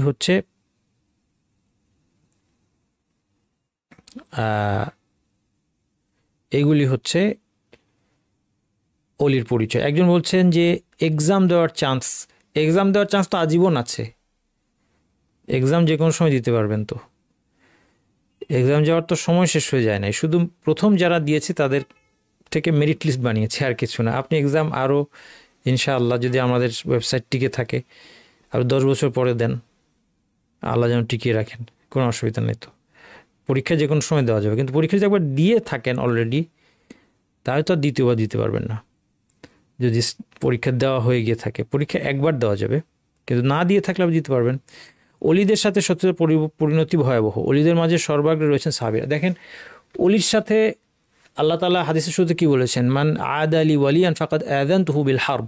যে আমার কোনো ওয়ালির সাথে শত্রুতা করে তাকে আমি যুদ্ধের ঘোষণা দেই। অনেক সময় সমাজে মানুষ না জেনে ওয়ালির বিরুদ্ধে শত্রুতায় লিপ্ত হয়। কোনো একটা মসজিদে হয়তো একজন ব্যক্তি তিনি কোরআন এবং হাদিস ভিত্তিক সহি কথা বললেন, সেখানে কোনো বিদাত হলে সে বিদাতের বিপরীতে কথা বললে দেখা যায় সমস্ত মানুষ তার সাথে শত্রুতা শুরু করে দেয় কিছু না জেনে। তাহলে এই ধরনের কাজ যেন আমাদের না হয়, আমাদেরকে সতর্ক থাকতে হবে। হতে পারে যার শত্রুতা আমরা করছি তিনি আল্লাহর ওয়ালি, তিনি সঠিক কথা বলছেন, আমরা ভুলের উপর আছি। অনেক সময় এটারই আরেকটা হচ্ছে, অনলাইনে একজন হয়তো কোরআন হাদিস ভিত্তিক বিশুদ্ধ কথা বলেছেন যেটা সমাজে প্রচলিত মতের বিপরীত, মানুষ যা জানে এটা বিপরীত, তখন মানুষ কোনো চিন্তা ভাবনা না করে তাকে গালাগালি শুরু করে দেন, তার বিরুদ্ধে শত্রুতা শুরু করে দেন। কিভাবে তার সম্মানের ক্ষতি করা যায়, এটা কিন্তু ওয়ালির সাথে শত্রুতা, আর এটার পরিণতি কিন্তু খুব খারাপ এই ব্যক্তির জন্য, তাই না? এবং ওয়ালিদের মধ্যে মনে রাখতে হবে সর্বাগ্রে আছেন কারা? সাহাবিরা। সাহাবিরা হচ্ছেন সর্বশ্রেষ্ঠ ওয়ালি, কোনো সন্দেহ নাই। রাসূল সাল্লাল্লাহু প্রজন্ম, তারা হচ্ছে বেস্ট প্রজন্ম, খায়রুন নাসি করনি। এই জন্য সাহাবিদের সাথে যদি কেউ শত্রুতা করে, দেখেন রাসূল সাল্লাল্লাহু কি বলছেন, মান সাব্বা আসহাবি, যে আমার সাহাবীদেরকে গালি দিবে, আলাইহি লা'নাতুল্লাহি ওয়াল মালাইকাতি ওয়ান নাসি আজমাইন, তার উপর আল্লাহ, সকল ফেরেশতা এবং গোটা মানব জাতির লানত। তাহলে সে আল্লাহর সাথে যুদ্ধের, এই হাদিস কি বলছে, সে আল্লাহর সাথে যুদ্ধে দাঁড়িয়ে গেছে না? যারা সাহাবীদেরকে গালি দেয় তারা আল্লাহর সাথে যুদ্ধ করছে, তাদের দ্বারা কোনোদিন মুসলিমদের সাহায্য হবে না, এটা মনে রাখতে হবে। কারণ একদল মানুষ এখন ধারণা করছে যে এরকম পৃথিবীর বুকে একটা জাতি আছে যারা সাহাবীদের গালি দেওয়া তাদের ধর্ম, তারা নিজেদেরকে মুসলিম দাবি করে, কিন্তু তাদের ধর্মের মধ্যে আছে যেটা, সেটা হচ্ছে যে সাহাবীদেরকে গালি দিতে হবে, এটা ভালো কাজ মনে করে তারা। তারা বলে যে 5 জন অথবা 17 জন সাহাবী, তাদের মতভেদ আছে, 5 জন বা 17 জন সাহাবীবাদের সব সাহাবী কাফের হয়ে গিয়েছে, এই কথা বলে, এই কথা বিশ্বাস করে। আমরা মনে করছি যে তারা মুসলিমদেরকে সাহায্য করবে, তাদের দ্বারা মুসলিমদের বিজয় আসবে, এরকম একদল লোক মনে করছেন। ধর্ম সম্পর্কে এটা আমাদের একটা অজ্ঞতা, এই অজ্ঞতাগুলো থেকে আমাদের বের হয়ে আসতে হবে। কারণ সাহাবী হচ্ছে আল্লাহর সবচেয়ে বড় ওয়ালি, আর সাহাবীদের সাথে যদি কেউ শত্রুতা করে, সে আল্লাহর সাথে শত্রুতা নেমে গেছে, কেউ সে সাহায্য পাবে। এই হাদিস থেকে আমরা দেখলাম যে নফল হচ্ছে ফরজের গুরুত্ব বেশি। এখানে আমাদের অনেক ভুল ধারণা, তাই না? আমরা অনেক সময় দেখা যায় যে আমাদের সমাজে আমরা দেখতে পাই যে বিশেষ রাত্রে সারা রাত জেগে ইবাদত, কিন্তু সারা বছর সালাতের সাথে সম্পর্ক নেই। অথবা অনেকে এমন অবস্থায় হয় সারা রাত ধরে ইবাদত করে তারপর ফজর মিস করে ফেলে, অথচ সারা রাতের ইবাদতটা যদি ধরেও নিয়ে যে ওটা বিদাত না, তারপরেও ওটা তো নফল, আর ফজরের সালাতটা ফরজ ছিল। অনেকে দানের ক্ষেত্রে বলে যে জাকাত দিব না, আমি হিসাব করে কেন জাকাত দিতে হবে, সারা বছর কত দান করলাম, জাকাতের 5 গুণ আমি দান করেছি সারা বছর। কিচ্ছু সারা বছর দান না করে যদি শুধুমাত্র সে জাকাত দিত, এটা আল্লাহর কাছে গ্রহণযোগ্য হতো। জাকাত না দিয়ে নফল দান করে লাভ কি? ফরজ সালাত আদায় না করে বললাম যে মসজিদের এত টাকা দান করে দিয়েছি, এগুলো করে লাভ নাই। এইবার দেখেন ফরজের গুরুত্ব সম্পর্কে, ফরজ যে সবচেয়ে গুরুত্বপূর্ণ। আন আবি আবদুল্লাহ জাবির বিন আবদুল্লাহ আনসারী রাদিয়াল্লাহু আনহুমা, জাবির বিন আবদুল্লাহ রাদিয়াল্লাহু আনহু তিনি বলছেন, আন্না রাজুলান সাআলা রাসূলুল্লাহ সাল্লাল্লাহু আলাইহি ওয়াসাল্লাম ফাকালা, একজন ব্যক্তি রাসূল সাল্লাল্লাহু আলাইহি ওয়াসাল্লাম জিজ্ঞেস করলেন, বললেন, আরাআইতা ইযা সাল্লাইতুল মাকতুবাত, আমি যদি ফরজ সালাত আদায় করি, বা সুমতু রমাদান, রমাদান রোজা রাখি, মানে ফরজ রোজা, আহলালতুল হালাল ওয়া হারামতুল হারাম, হালালকে হালাল করি, হারামকে হারাম করি,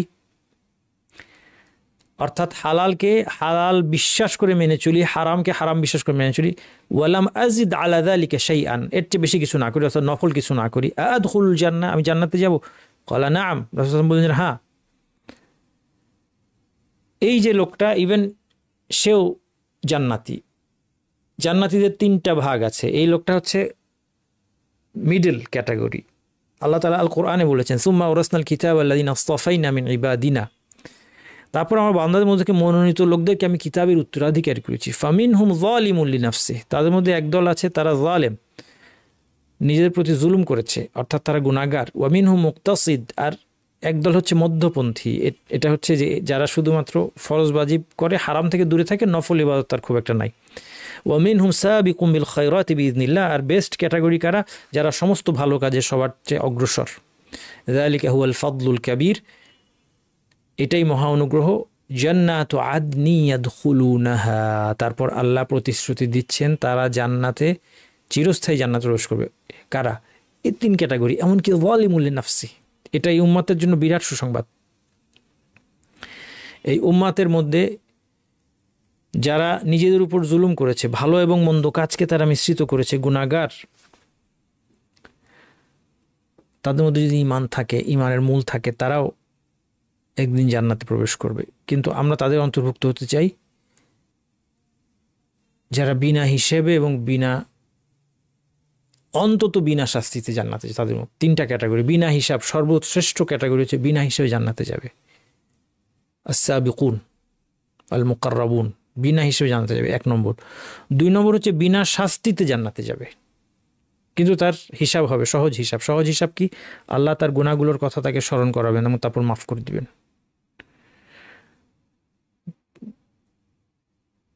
কিন্তু আল্লাহর সামনে এই গুনাহের স্বীকৃতি, এটাও একটা কি বলবো এটাকে, এটাও একটা কঠিন পরিস্থিতি। কিন্তু সে শাস্তি পাবে না।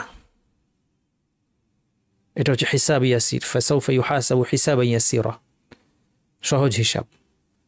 3 নম্বর ক্যাটাগরি হচ্ছে যারা কিছু শাস্তি পেয়ে তারপরে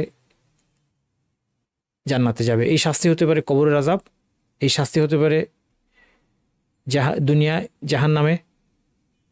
আমরা তাদের অন্তর্ভুক্ত হতে চাই যারা বিনা শাস্তিতে জান্নাতে যাবে। পৃথিবী মুসিবত বিপদ আপদের মধ্যে দিয়ে হলেও আমাদের যেন গুনাহ মাফ হয়ে যায়, কবর মৃত্যুর পর থেকে যেন কোনো শাস্তি না হয়, কবরে যেন কোনো শাস্তি না হয়, কিয়ামতের মাঠে যেন কোনো শাস্তি না। কিয়ামতের দিন আবার শাস্তি আছে, আমরা পরবর্তী কোর্সে ইনশাআল্লাহ এগুলো জানবো, এবং জাহান্নামের শাস্তি থেকেও যেন বাঁচতে পারি। আরেকটা হাদিসে আসছে, আন আবি আইয়ুব ক্বালা ক্বালা রাসূলুল্লাহ সাল্লাল্লাহু আলাইহি ওয়াসাল্লাম, মান আবাদাল্লাহ লা ইউশরিকু বিহি শাইআ, যে আল্লাহর ইবাদত করবে, শিরক মুক্ত হবে, ওয়া আকামাস সালাত, সালাত কায়েম করবে, আতাজ যাকাত, যাকাত আদায় করবে, সামা রমাদান, রমাদান রোজা রাখবে, ইজতানাবাল কাবাইর, কবিরা থেকে বেঁচে থাকবে, কবিরা গুনাহ, ফালাহুল জান্নাহ, সে জান্নাত লাভ করবে, আও দাখালাল জান্নাহ, জান্নাতে প্রবেশ করবে। ফাসাআলাহু মাল কাবাইর, রাসূল জিজ্ঞেস করলেন যে কবিরা গুনাহ কি? ফাকালা শিরকু বিল্লাহ, আল্লাহর সাথে শিরক করা, কাতলু নাফসিন মুসলিমা, মুসলিমকে মেরে ফেলা, ওয়াল ফিরারু ইয়াউমাজ জাহফ, যুদ্ধের দিন পলায়ন করা।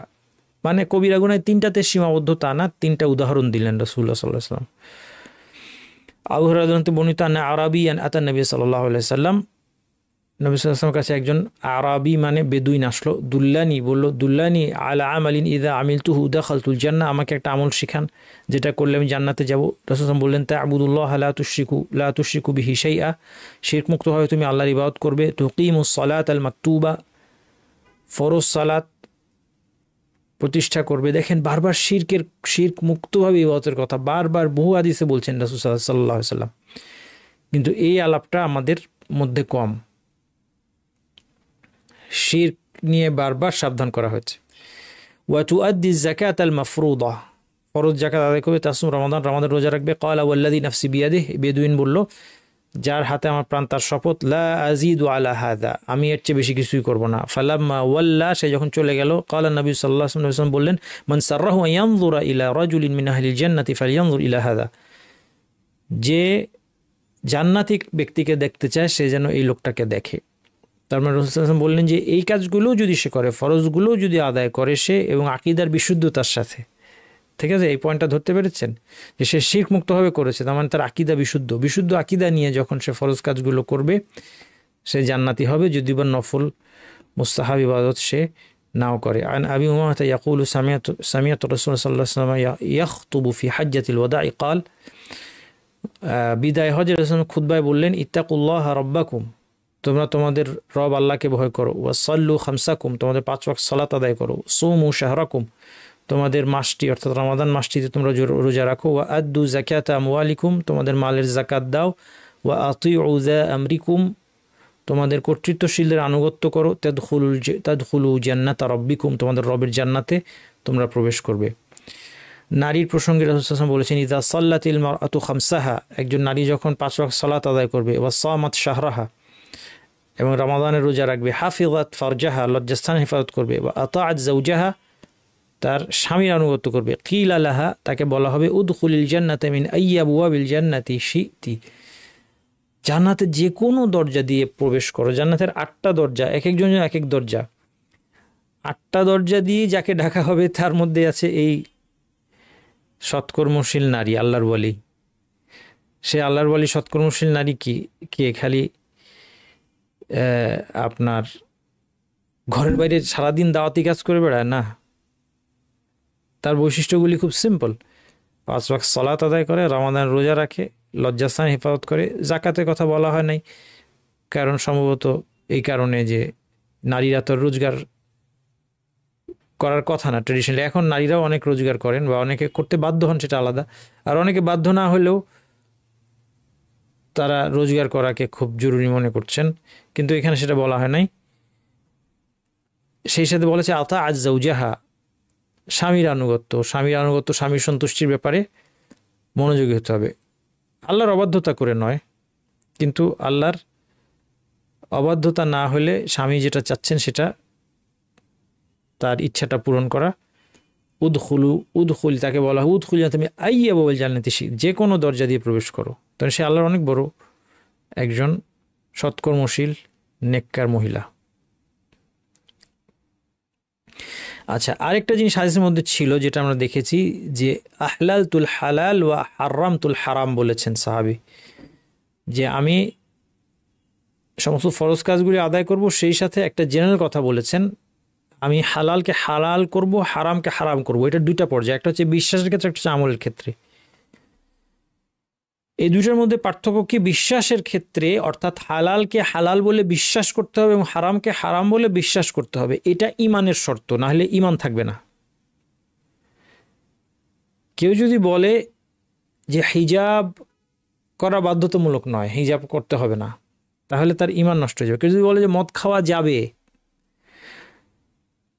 হিজাব করতে হবে না, মানে হচ্ছে সে হিজাবকে স্বীকার করলো না। মদ খাওয়া যাবে বললো মানে হারামকে সে হালাল গণ্য করলো, তাহলে কিন্তু তার ইমান নষ্ট হয়ে যাবে। কিন্তু সে যদি বলে মদ খাওয়া হারাম, কিন্তু তারপরে মদ খায়, তার ইমান নষ্ট হয় নাই, সে গুনাহগার। অর্থাৎ আমলের ক্ষেত্রে যখন কেউ হালালকে হালাল করে না, এখানে হালাল বলতে শুধু বৈধ বিষয় না, এখানে হালাল বলতে ওয়াজিব, মুস্তাহাব এগুলো অন্তর্ভুক্ত হয়ে গিয়েছে।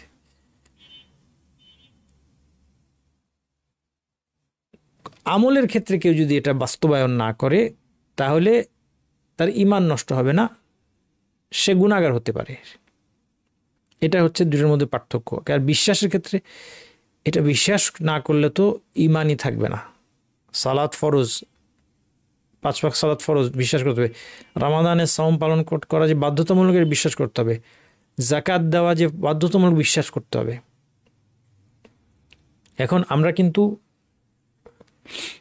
অজ্ঞতাবশত অনেক সময় আমরা এমন অনেক বিশ্বাস পোষণ করছি যেটা শরীয়ত বিরোধী, অর্থাৎ শরীয়ত যেটাকে বাধ্যতামূলক করেছে সেটা আমরা বলছি না, এটা ঠিক হয় নাই। এবং এগুলো অবিশ্বাসীরা আমাদের সমাজের মধ্যে প্রচার করার চেষ্টা করছে।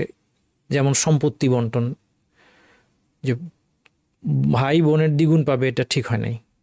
এটা যদি কেউ বলে ঠিক হয় নাই, তাকে তো ইমান থাকবে না। এরপর পুরুষ যে একাধিক বিয়ে করতে পারে, এটা ঠিক না, এটা যদি কেউ মনে করে এটা ঠিক না, তা কিন্তু ইমান থাকবে না। পছন্দ না করুক সেটা অন্য জিনিস, সে চায় না যে আমার স্বামী একটা বিয়ে করুক, এটা তার পছন্দ না, এটা অন্য জিনিস।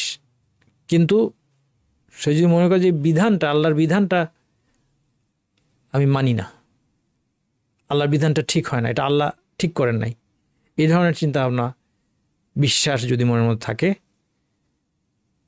এই ধরনের বিশ্বাস চিন্তা ভাবনা, হঠাৎ একটা চিন্তা শয়তান মনের মধ্যে হঠাৎ ঢুকিয়ে দিল, সে আল্লাহর কাছে ইস্তেগফার করলো, মাফ চাইলো, সে চিন্তাটাকে অপছন্দ করলো, সেটা না, এটা নিজের সাথে ফাইট করলো, এটা ভালো, এটা তার ইমানের লক্ষণ।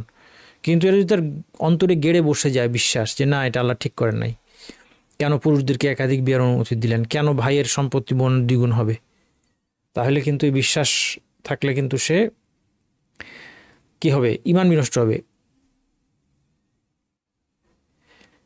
এই হাদিসটা দেখেন, আদি ইবনু হাতিম রাদিয়াল্লাহু আনহু, তিনি খ্রিস্টান ছিলেন। তিনি বলছেন আতাইতুন নবিয়্যা সাল্লাল্লাহু আলাইহি ওয়াসাল্লাম, তিনি ইসলাম গ্রহণের পূর্বে খ্রিস্টান ছিলেন, খ্রিস্ট ধর্ম গ্রহণ করেছিলেন। তিনি বলছেন আতাইতুন নবী সাল্লাল্লাহু আলাইহি ওয়াসাল্লাম ওয়া ফি উনুকি সালিবুন মিন যাহাব, আমি নবী সাল্লাল্লাহু আলাইহি ওয়াসাল্লামের কাছে যখন আসলাম তখন আমার গলায় একটা স্বর্ণের ক্রুশ। ফাকালা, নবী সাল্লাল্লাহু আলাইহি ওয়াসাল্লাম বললেন, ইয়া আদি ইতরাহ আনকা হাযাল ওয়াসান, এই মূর্তিটা, এই মাবুদটাকে তুমি ফেলে দাও। ওয়া সামিআতু ইয়াকরাউ ফি সূরাতি বারাআ। এরপরে আদি ইবনে হাতিম বলছেন যে আমি নবী সাল্লাল্লাহু আলাইহি ওয়াসাল্লামকে তিলাওয়াত করতে শুনলাম সূরা তাওবায়, ইত্তাখাযু আহবারহুম ওয়া রুহবানাহুম আরবাবা মিন দুনিল্লাহ। আল্লাহ তাআলা ইহুদি খ্রিস্টানদের কথা বলেছেন যে তারা তাদের আলেম এবং সন্ন্যাসীদেরকে আল্লাহর পরিবর্তে রব হিসেবে গ্রহণ করেছে। তখন তিনি যেহেতু তিনি খ্রিস্টান ছিলেন এবং তিনি আহলে কিতাবদের সম্পর্কে তার ধারণা ছিল, তিনি বলছেন আমা ইন্নাহুম লাম ইয়াকুনু ইয়াবুদুনাহুম। তিনি বলছেন যে মানে কেন আল্লাহ এই কথা বললেন, তারা তো তাদের আলেম আর সন্ন্যাসীদেরকে ইবাদত করে। ইহুদি খ্রিস্টান তাদের আলেম এবং সন্ন্যাসীদেরকে তো ইবাদত করে না। ইবাদত করে না বলতে তিনি বলছেন যে তাদের উদ্দেশ্যে সিজদা করে, এরকম না। ওয়ালাকিন্নাহুম কানু ইযা হাল্লু লাহুম শাইআন ইস্তাহাল্লুহু ওয়া ইযা হারামু আলাইহিম শাইআন হারামু। আচ্ছা, এটা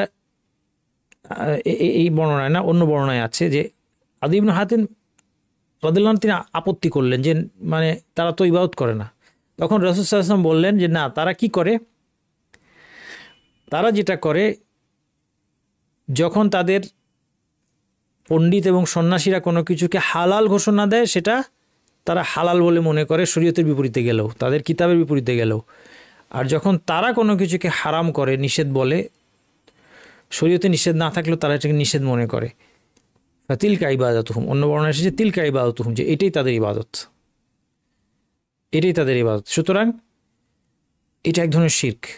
যদি কেউ শরীয়তের বিপরীতে গিয়ে কাউকে, কোনো ব্যক্তিকে,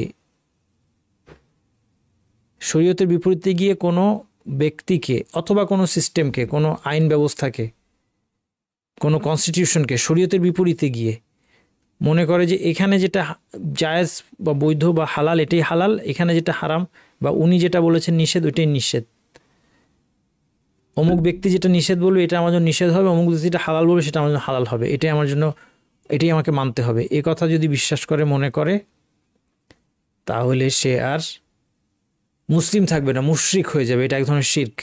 এটা হচ্ছে শিরকুত তাআ, আনুগত্যের শিরক। এটা থেকে সাবধান। কেউ যদি বলে যে আমার পীর সাহেব বলেছে মদ খেতে পারবো আমি, এই জন্য আমি খেতে পারবো, তাহলে সে আর মুসলিম থাকবে না। কেউ যদি বলে যে পীর সাহেব বলেছেন মদ খেতে পারবো, এটা পীর সাহেব একটা মহাভণ্ড লোক, কিন্তু তারপরেও সে গিয়ে মদ খায়, কারণ তার মদ খাওয়া আকর্ষণের কারণে, প্রবৃত্তির কারণে মদ খায়, সে মুসলিম থাকবে, অমুসলিম হয়ে যাবে না। আর যদি কেউ বলে যে পীর সাহেব বলেছে যে মদ খেতে পারো, তাহলে মদ খাওয়া যাবে, কিন্তু সারা জীবনে এক ফোঁটা মদ না খায়, সে অমুসলিম হয়ে যাবে, মুশরিক হয়ে যাবে। কেন? বিশ্বাসের কারণে। কারণ সে পীর সাহেবকে আল্লাহর অধিকারটা দিয়ে দিয়েছে, হালাল এবং হারাম ঘোষণা দেওয়া আল্লাহর অধিকার, এটা দিয়ে দিয়েছে পীর সাহেবকে হোক বা যে কাউকে হোক। এই দুইটার মধ্যে পার্থক্য বুঝতে হবে। এবং এই জন্য এই জায়গাটায় খুব সতর্কতার প্রয়োজন।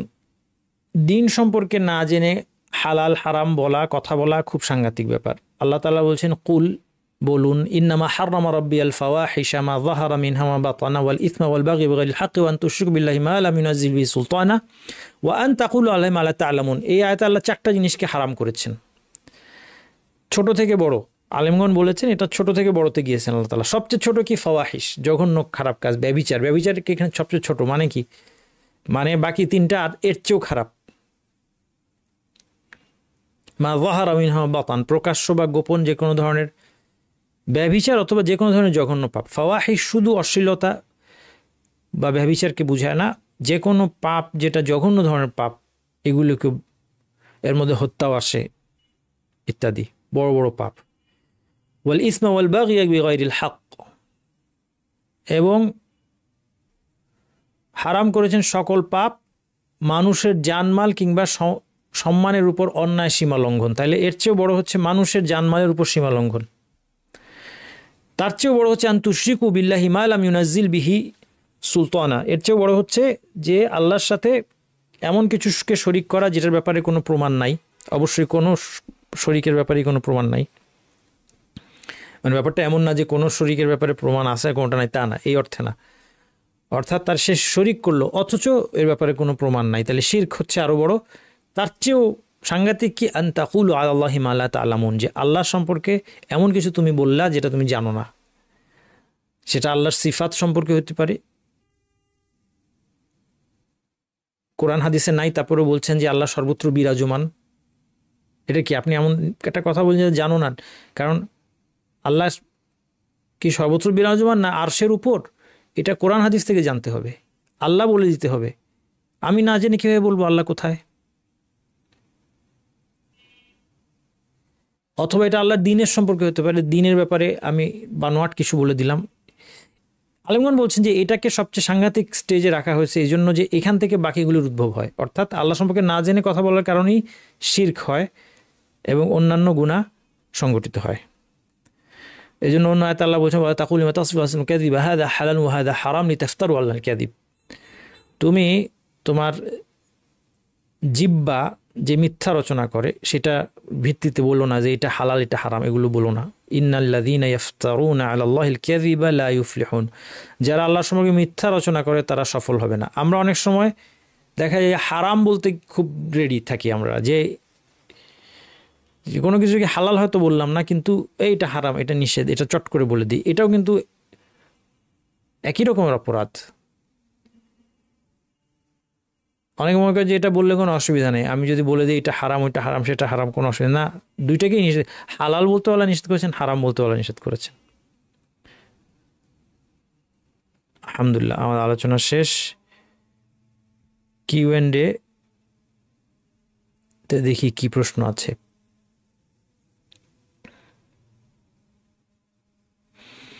ওয়ালাইকুম আসসালাম রহমতুল্লাহ বরকাতুহ। 30 কোর্সের মধ্যে নিকাহের কোর্স অবশ্যই আছে, নিকাহের কোর্স তো করতেই হবে, এটা খুবই জরুরি। কারো অনৈতিক কাজের সহযোগিতার জন্য সমপরিমাণ গুনাহ হবে। ওয়ালাইকুম আসসালাম, হ্যাঁ এটা হাদিসের মধ্যে এভাবে এসেছে, সুতরাং সাবধান, কাউকে অন্যায় কাজে সহায়তা করা যাবে না।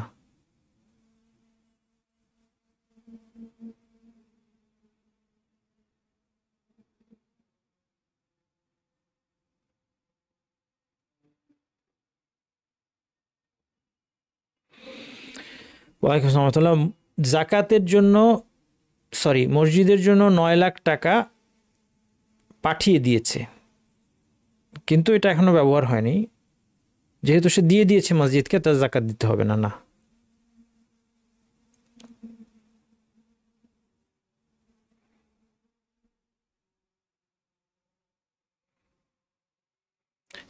সালাতে সূরা ফাতিহা পড়ার পরে যদি মনে হয় মনোযোগ ছিল না, তখন কি দ্বিতীয়বার সূরা ফাতিহা পড়া যাবে? ওয়ালাইকুম আসসালাম। এটা বেশি না করাই ভালো, কারণ এতে জিনিসটা ওয়াসওয়াসার পথ উন্মুক্ত হবে। তখন দেখা যাবে আপনি নিয়মিত খালি 2 বার পড়ছেন সূরা ফাতিহা, এরকম হয় যারা। তো সেটা না করে আপনি শুরু থেকেই চেষ্টা করেন। এটা করলে কোনো 1 বার 2 বার আপনি হঠাৎ করলে অসুবিধা নাই ইনশাল্লাহ, কিন্তু আপনি এটাকে অভ্যাস বানায়েন না, সেই জন্য এটা করেন না, করলে এটা অভ্যাস হবে। আচ্ছা, পরীক্ষা দিতে পারেন না এই সংক্রান্ত যতগুলো মেসেজ একবারে উত্তর দিয়ে দিচ্ছি, আপনারা একটু support@nasirshahruq.com লেখেন, ওনারা সমাধান করার চেষ্টা করবেন। আর আমি সবসময় বলি যে এটার সবচেয়ে সুন্দর সমাধান হচ্ছে আপনার আশেপাশে আপনার আত্মীয় স্বজনের মধ্যে আপনার ছেলে মেয়ে যারা ইয়াং জেনারেশন, তাদের কাউকে যদি আপনি একটু বলেন আপনাকে হেল্প করতে, তারা খুব সহজে আপনার রেজিস্ট্রেশন করে দিবে, পরীক্ষা দেওয়ার ব্যবস্থা করে দিতে পারবে। হ্যাঁ, আপনার পরীক্ষা দেওয়ার সুযোগ আছে, ওয়েবসাইটে রেজিস্ট্রেশন করতে হবে, তারপর কোর্সে এনরোল করতে হবে, তারপরে কোর্সের একটা পেজ আছে, সেখানে গেলে আপনি খুব সুন্দর দেখবেন সব লেকচারগুলো আছে, তারপর নিচে এক জায়গায় কুইজ আছে, সেখানে চাপলে পরীক্ষা শুরু হবে, 50 মিনিটের পরীক্ষা, আপনি দিতে পারবেন, কোনো জটিল কিছু না। তো আপনি একটু আমাদের support@nasirshahruq.com লেখেন। আসলে এই পুরো জগৎটা মানে আমরা এই যে এখানে যে জ্ঞান অর্জনের যে জগতে বিচরণ করছি, এই জগৎটা পুরাটাই টেকনোলজি কেন্দ্রিক, কাজেই আপনার এটা তো ওই ক্লাসরুম না যেখানে আমরা পরীক্ষা দিয়ে অভ্যস্ত, কাজেই আপনি এটাতে অভ্যস্ত না হলে আপনার একটু কষ্ট হবে, এটা নিয়ে মন খারাপ করেন না। এমন কারো সহযোগিতা নেন আত্মীয় স্বজন পরিচিতের মধ্যে যারা এগুলিতে অভ্যস্ত। হ্যাঁ, আচ্ছা, তাজবিদের নতুন কোর্স কবে শুরু হবে? খুব শীঘ্রই ইনশাল্লাহ, খুব শীঘ্রই ইনশাল্লাহ।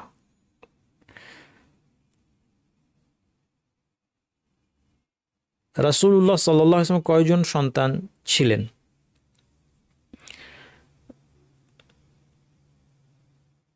রাসূল সাল্লাল্লাহু আলাইহি ওয়াসাল্লাম ছিলেন 4 জন মেয়ে এবং 3 জন ছেলে।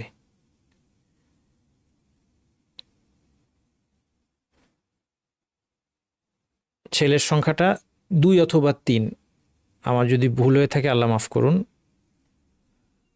ছেলেরা কেউই বাঁচেননি। 2 অথবা 3 হবে, এটা একটু আরেকটু ভেরিফাই করতে হবে আর কি। পর্দা ফরজ ইবাদত, হ্যাঁ আপনার প্রশ্নটা হচ্ছে, কারণ হচ্ছে যে পর্দার উদাহরণ কেন দিলাম, হাদিসে যেটা আহলালতুল হালাল ওয়া হারামতুল হারাম বলা হয়েছে, সেখানে হালাল শব্দের মধ্যে শুধু বৈধ অর্থে না, যা কিছু ওয়াজিব অথবা মুস্তাহাব অথবা বৈধ, 3 ক্যাটাগরি। এই জন্য আহলালতুল হালালের মধ্যে পর্দাকে ফরজ মনে করা এবং সেটা পর্দা করা, এটা অন্তর্ভুক্ত। বুঝতে পারছেন? আহলালতুল হালাল হাদিসে যে কথাটা আছে, হালালকে হালাল জ্ঞান করা, এই হাদিসে হালাল শব্দের মধ্যে ওয়াজিব, মুস্তাহাব, হালাল এই 3 ধরনের জিনিস ঢুকে আছে। তাহলে এটা হালালের একটু ভিন্ন অর্থ, অর্থাৎ এটা হারামের সাথে তুলনা করে আপনাকে বুঝতে হবে যে নিষিদ্ধ আর যেটা নিষিদ্ধ আর যেটা আল্লাহ কর্তৃক আদিষ্ট। আদিষ্টের মধ্যে কি আছে? আদেশের মধ্যে বাধ্যতামূলক আদেশ, অপশনাল আদেশ, আরেকটা হচ্ছে বৈধ, তুমি করতে পারো, এই অর্থে। তাহলে 3টা। এই জন্য পর্দা অবশ্যই ফরজ ইবাদত। এই ফরজ ইবাদতটা আহলালতুল হালাল, হালালকে হালাল জ্ঞান করার মধ্যে বা হালালকে হালাল জেনে বাস্তবায়ন করার মধ্যে চলে এসেছে। এই জন্য পর্দার কথাটাও এই হাদিসের মধ্যে ইনক্লুডেড। আশা করি বুঝতে পেরেছেন। পর্দা যে ফরজ, এটা নিয়ে কোনো সন্দেহ নাই। স্বামী আল্লাহর দ্বীনের পথে না থাকলে সেই স্বামীর আনুগত্য করতে হবে, বৈধ বিষয়। দ্বীনের পথে না থাকা সেটা এক জিনিস, মানে স্বামী যদি অমুসলিম হয় তাহলে তো তার সাথে আপনার সংসার করাই বৈধ না। আশা করি আপনি সেটা বুঝাচ্ছেন না। কারো যদি ধরা যাক নাস্তিক, অনেকে এরকম আছে না যে আমার স্বামী নাস্তিক, আপনার স্বামী যদি নাস্তিক হয় আপনি ইমিডিয়েটলি বাপের বাড়ি চলে যেতে হবে। এটা যত কষ্টকরই হোক, স্বামী যদি নাস্তিক হয়, সন্দেহবাদী হয়, আল্লাহকেই বিশ্বাস করে না, অথবা শিরকে, বড় শিরকে, কুফরিতে লিপ্ত হয়, তাইলে এখনই বাবার বাড়ি চলে যাবেন। বাবার বাড়ি চলে গিয়ে স্বামীকে দাওয়াত দিবেন, পরিবারের মাধ্যমে দাওয়াত দিবেন যে হয় তুমি ইসলামে আসো, নয়তো বিবাহ বিচ্ছেদ। উনি চলে আসলে ভালো, ইসলামে ফিরে আসলে ভালো, যদি ফিরে না আসে তাহলে বিবাহ বিচ্ছেদ করে ফেলতে হবে। যদি সেটা না হয় যে স্বামী মুসলিম কিন্তু দুর্বল মুসলিম, দ্বীনের পথে নাই মানে কি, দুর্বল মুসলিম, গুনাহ করেন, গুনাহগার, গুনাহ তো আমরা সবাই কম বেশি করি, তো সেই ক্ষেত্রে তার আনুগত্য, বৈধ বিষয়ে আনুগত্য করতে হবে। তার স্বামী হিসেবে যে অধিকারগুলো আছে সেগুলো তাকে তো দিতে হবে। কিন্তু তিনি যদি আপনাকে নিষিদ্ধ কাজ বললেন, যে বললো স্ত্রীকে, বললো চলো আমরা, স্ত্রীকে বললো যে চলো সাজগোজ করে বাইরে যাই, হ্যাঁ, তখন সেটা স্ত্রী মানবে না, বোরকার মধ্যে থেকে বাইরে যাবে। কিন্তু যদি স্ত্রীকে ঘরে সাজতে বলে তাহলে সাজবে, সেটা তো অবাধ্য, সেটা তো অমান্য করার কোনো সুযোগই নাই। স্পষ্ট শিরককারী ব্যক্তিকে সালাম দিতে ঘৃণা লাগে। স্পষ্ট শিরককারী ব্যক্তিকে সালাম দেওয়া যাবে না, ঠিকই আছে, যাবে না। শ্বশুরবাড়িতে এরকম কিছু আত্মীয় আছে, তাকে সালাম না দিলে আমার বর অনেক বেশি কষ্ট পায়, করণীয় কি? না, সালাম দেওয়া যাবে না। শিরকে যদি স্পষ্ট শিরকে লিপ্ত হয়, বড় শিরকে লিপ্ত হয়, যদি মাজারে যাতায়াত করে, এই ধরনের বড় শিরকে লিপ্ত থাকলে তাকে সালাম দিবেন না, স্বামীকে বুঝিয়ে বলবেন।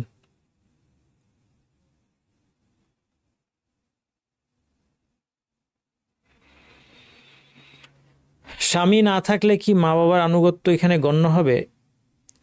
না, স্বামী না থাকলে আপনার তো ওই হাদিস আপনি বুঝাতে চাচ্ছেন যে যে নারীকে 8টা দরজা দিয়ে ডাকা হবে, যার স্বামী নাই তার ক্ষেত্রে তার ক্ষেত্রে তো স্বামীকে মানার বিষয়টা প্রযোজ্য না। ওই জায়গায় মা বাবা আসবে এমন না, তবে তাকেও আটটা দরজা থেকে আল্লাহ চাইলে তো ডাকতে পারেন। আল্লাহ জানেন সে স্বামী থাকলে তিনি কি করতেন, কিন্তু এখানে এটা স্বামীর আনুগত্যের কথাই বলা হচ্ছে।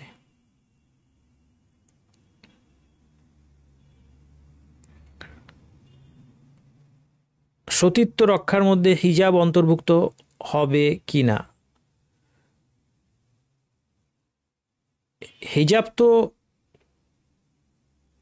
হিজাব একটা ফরজ, আর সতীত্ব রক্ষা করা সেটা আরেকটা ফরজ। হিজাব করা সত্ত্বেও তো কেউ সতীত্ব রক্ষা করতে নাও পারে। সে হিজাব করেছে কিন্তু তার সতীত্ব রক্ষা করে নাই, এমন হইতে পারে না? হইতে পারে। কাজে দুই জিনিস।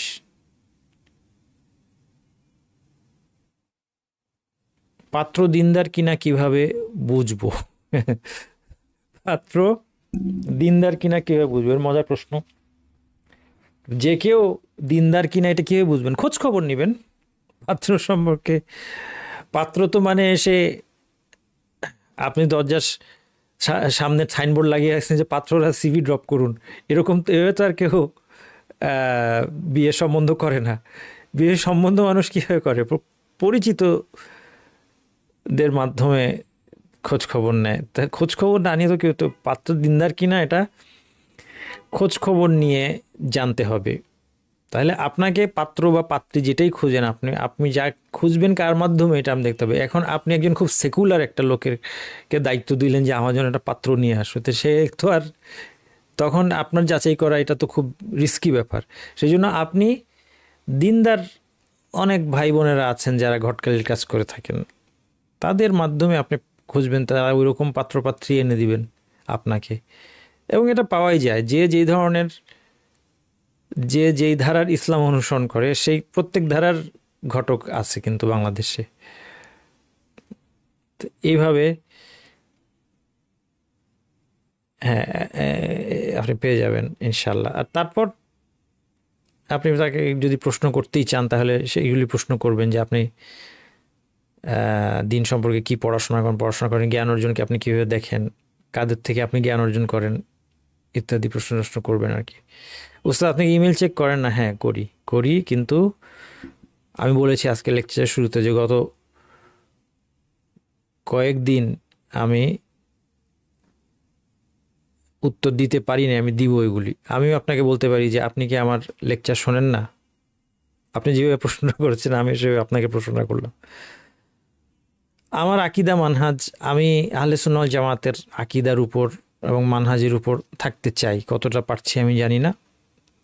কোরআন এবং সুন্নাহর আকিদা, যেটা সাহাবি তাবি যেভাবে কোরআন হাদিসকে বুঝেছেন, যেটাকে সালাফি আকিদাও বলা হয়, আমি সালাফি আকিদা মানহাজ বা আহলে সুন্নাহ ওয়াল জামাতের একই কথা, দুইটা আকিদা মানহাজের উপর আমি চলতে সচেষ্ট।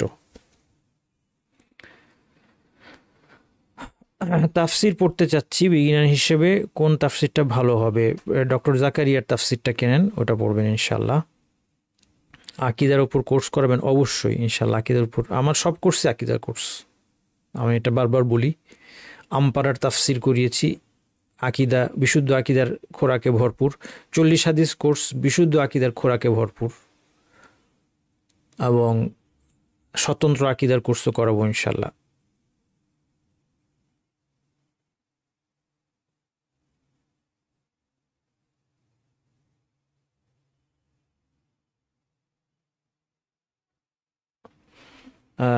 সূরা মুলকের 9 নং আয়াতে আনা শব্দে মাদ হবে কিনা? সূরা মুলকের 9 নং আয়াতের আনা শব্দ কোনটা?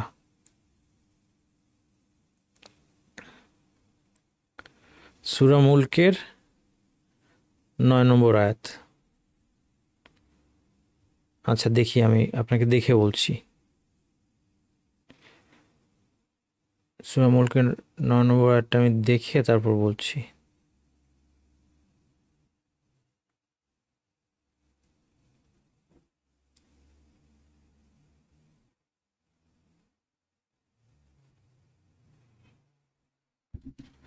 ক্বালু বালা ক্বাদ জাআনা নাযী, এটা আনা না শব্দটা, ঠিক আছে?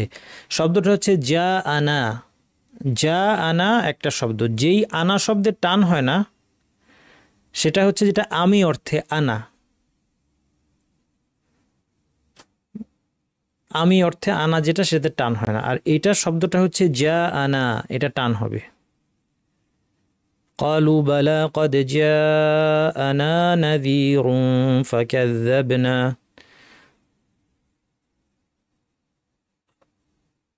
আচ্ছা,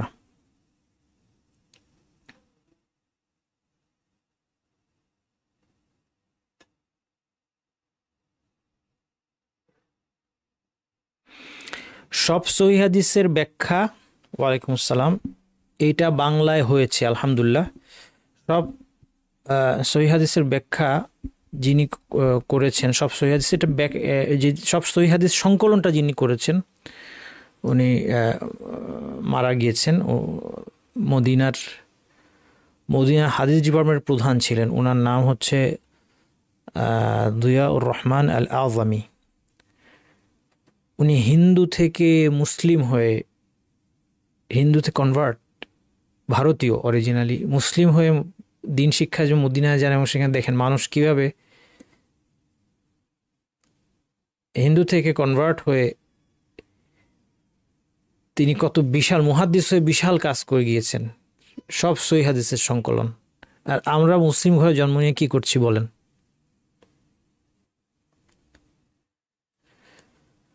আল্লাহ। উনার এই বইটা অনুবাদ শেষ, কিন্তু প্রিন্ট হচ্ছে একটু একটু করে, 2 খণ্ড বের হয়েছে সম্ভবত। আপনি আমাকে ইমেল করেন, আমি ওই লিঙ্ক দিয়ে দিব ইনশাল্লাহ। ইমেল করলে, এখানে দিতে পারছি না, ইমেল করলে আমি সহজে লিঙ্কটা আপনাকে প্রোভাইড করতে পারবো ইনশাল্লাহ। ইমেল করেন আমাকে, হ্যাঁ। আপনি তো নাম দিয়ে, ওনার নাম হচ্ছে দুয়া উর রহমান আল আজমি, যিনি করেছেন সংকলন তিনি। এটা বাংলায় অনুবাদ হয়ে গিয়েছে, বাংলায় ব্যাখ্যা সহ অনুবাদ হয়েছে, ফুল কমপ্লিট। এখন পাবলিশ হয়েছে 2 খণ্ড, এটা বেশ কয়েক খণ্ড। এটা খুব ভালো একটা রিসোর্স হবে আপনাদের জন্য ইনশাল্লাহ। এটা আমাকে ইমেল করলে আমি এটার নামটা হচ্ছে, অথবা আপনারা সার্চ করলে পাবেন, সহি হাদিস বিশ্বকোষ বা এরকমের কিছু নামটা। শেখ আবু বকর জাকারিয়ার তাফসির, হ্যাঁ পড়বেন, শেখ আবু বকর জাকারিয়ার তাফসিরটা পড়বেন, এটা বিশুদ্ধ তাফসির। না, মহিলারা পুরুষদের দিকে দৃষ্টি দেয় যদি, এটা নিষেধ না। শাহাওয়াত ছাড়া, কোনো কামনার অনুভূতি ছাড়া মহিলারা পুরুষদের দিকে তাকাতে পারে দার্স শোনার সময় বা আলেমদের বক্তব্য শোনার সময়, এটা নিষেধ না। সালাতে পা ঢাকা, এটা মতভেদপূর্ণ মাসআলা। বেশিরভাগ আলেমের মতে পা ঢাকতে হয়, মোজা দিয়ে ঢাকতে হয় না, আপনার কাপড় লম্বা করেও ঢাকতে পারেন। তবে না ঢাকলেও চলে, পায়ের পাতা, শুধু পায়ের পাতাটা না ঢাকলেও চলে, এই পক্ষেও মত আছে। 23-24 বছর বয়স হয়ে গেছে, দিনদার পাত্র না পাওয়া গেলে অপেক্ষা করে গতানুগতিক কাউকে, দেখেন গতানুগতিকটা কি জিনিস সেটা উপর ডিপেন্ড করবে। আপনার স্বামী খুব বড় আলেম হতে হবে এটা তো শর্ত না, কিন্তু আল্লাহকে ভয় করে, 5 ওয়াক্ত সালাত আদায় করে, হারাম উপার্জন থেকে বেঁচে থাকে, আকীদা বিশুদ্ধ, বাস যথেষ্ট। সেটা যদি না হয়, যদি এমন হয় সালাত কখনো আদায় করে কখনো করে না, হালাল হারামের ব্যাপারে কোনো মাথা ব্যথা নাই, দিন শিক্ষার ব্যাপারে কোনো মাথা ব্যথা নাই, এরকম বিয়ে করবেন না। হ্যাঁ, এরকম না করে ওয়েট করেন, আল্লাহ তাআলা সহজ করে দিক।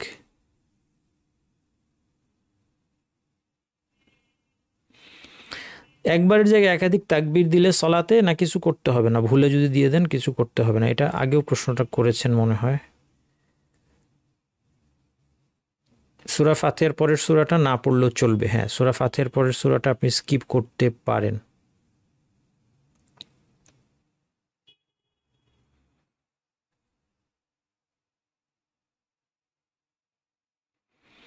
আল্লাহ মুমিনের অন্তরে থাকেন, আর অন্তরে যদি দুনিয়া থাকে তাহলে আল্লাহ আসেন না, এগুলি ভিত্তিহীন কথাবার্তা। আল্লাহ সাত আসমানের উপরে, আরশের উপরে।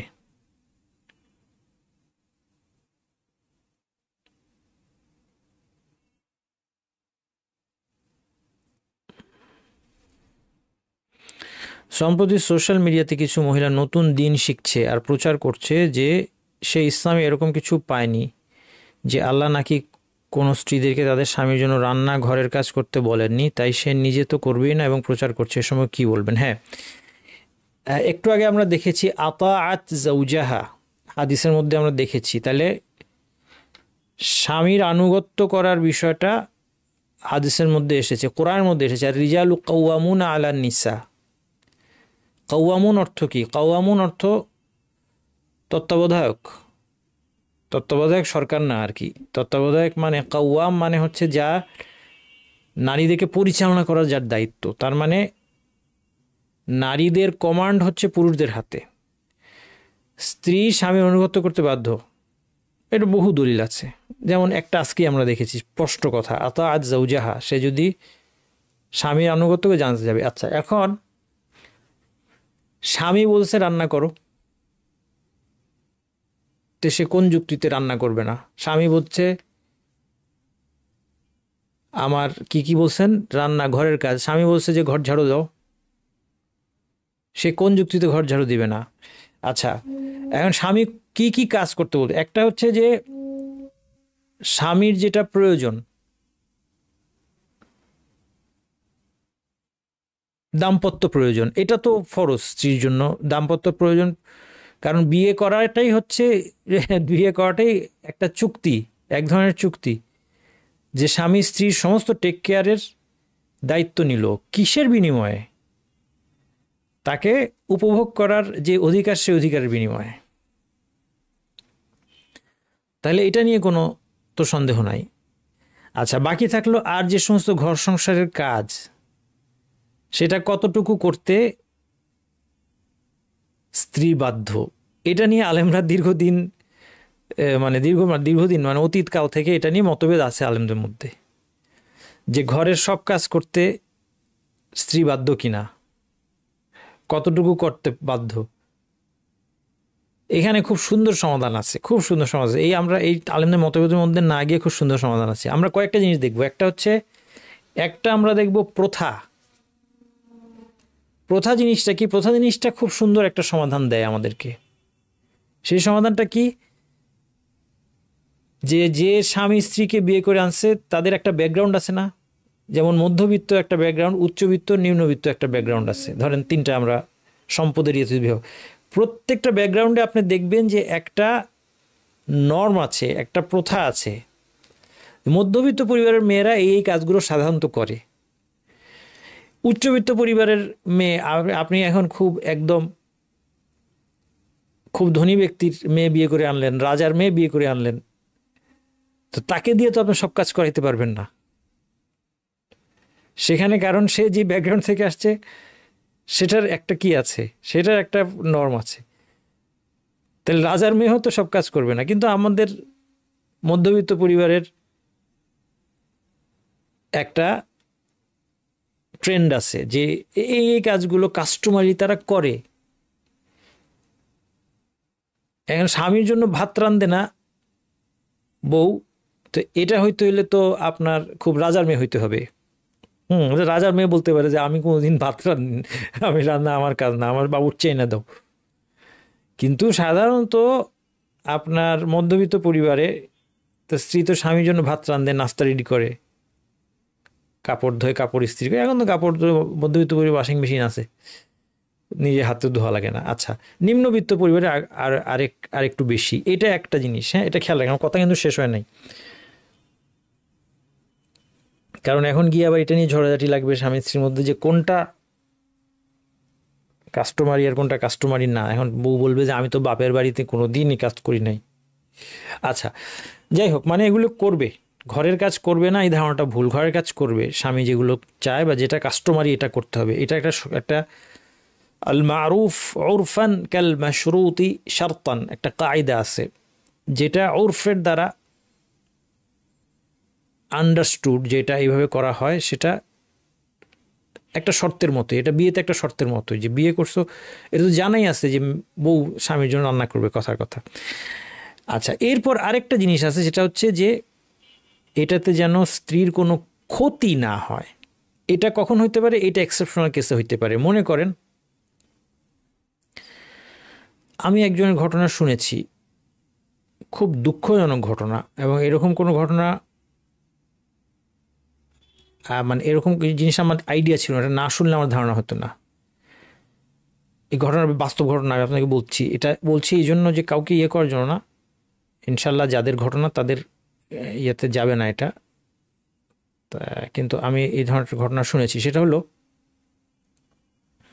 এটা আমার বাস্তবের সিদ্ধান্তে কাজে লাগবে এই জন্য বলছি, যে এখন একজন মহিলা, তার একটা বিশেষ ধরনের অসুখ আছে, সেটা হলো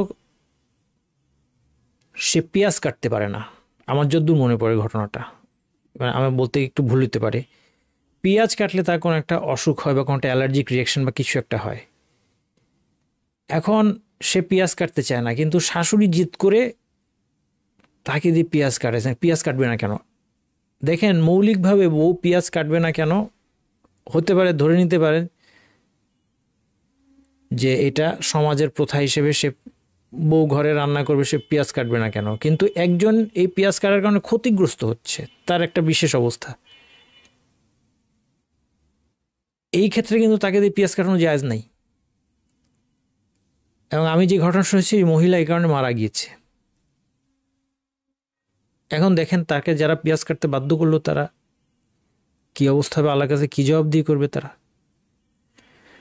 তো এরকম যদি কিছু হয়, মনে করেন কোনো কারণে সে চুলার কাছে যেতে পারে না, কোনো একটা অসুবিধা তার শারীরিক, এইরকম ক্ষেত্রে তখন কিন্তু তাকে ছাড় দিতে হবে। কারণ শরীয়তের আরেকটা মূলনীতি হচ্ছে, একটা মূলনীতি বলেছি, আল মারুফ ওরফান কাল মাশরুতি শারতান। আমি কথা লম্বা করছি কারণ আমার জামাত 8:30, যাদের ভাইদের জামাতের টাইম হয়ে গেছে আপনার চলে যান, পরে শুনতে পারবেন। একটা মূলনীতি বলছে যেটা কাস্টমারি, সেই কাজগুলো মানে প্রথাগতভাবে যেটা সাধারণত এই ব্যাকগ্রাউন্ডের মেয়েরা করে, সেই কাজগুলো বউরা স্বামীর জন্য করবে, সংসারের জন্য করবে। কিন্তু আবার আরেকটা মূলনীতি, লা দরার ওয়ালা দিরার, না কোনো ক্ষতি না কোনো পারস্পরিক ক্ষতি, কোনো ক্ষতি এবং পারস্পরিক ক্ষতি সাধন ইসলাম অনুমোদন করে না, আরেকটা মূলনীতি। এখানে গিয়ে আপনাকে দেখতে হবে যে আপনি স্ত্রীকে এমন কোনো দায়িত্ব দিচ্ছেন কিনা যেটা তার জন্য ক্ষতির কারণ। এই মূলনীতি দুইটাকে যদি রাখেন, আর সাথে যদি রাখেন যে হ্যাঁ, স্ত্রী স্বামীর আনুগত্য করবে বৈধ বিষয়ে তার সাধ্যমতো, তাহলে আমার মনে হয় জিনিসটা খুব কমপ্লিকেটেড কিছু না। সুতরাং যেখানে প্রশ্নটা আপনি করেছেন যে তিনি কোথাও পান নাই, যে এটা ভুল, কথাটা ভুল। কারণ আমরা আজকের হাদিসই পেলাম, আর আরও অনেক দলিল দেওয়া যাবে যে স্ত্রী মৌলিকভাবে স্বামী আনুগত্য করবে। এই জন্য মানে একজন একটা কিছু না পাওয়া কিন্তু কোনো দলিল না। কারণ আপনি কয়টা হাদিস জানেন, আপনি শরীয়তের মূলনীতিগুলি বুঝেন কিনা। শরীয়ত অনেকগুলি প্রিন্সিপাল কিন্তু দিয়েছে, শুধুমাত্র স্পেসিফিক হাদিস থাকতে হবে কোনো কথা নাই। মূলনীতির আলোকে অনেক কিছু বাধ্যতামূলক হতে পারে, অনেক কিছু নিষিদ্ধ হতে পারে। তো এইভাবে জিনিসটা বুঝলে আমার মনে হয় এই জিনিসটার একটা মীমাংসা সুন্দর হবে। আমার পড়াশোনা পরিচয় ওয়েবসাইটে দেওয়া আছে, nasirshakil.com ঢুকে দেখে নেবেন।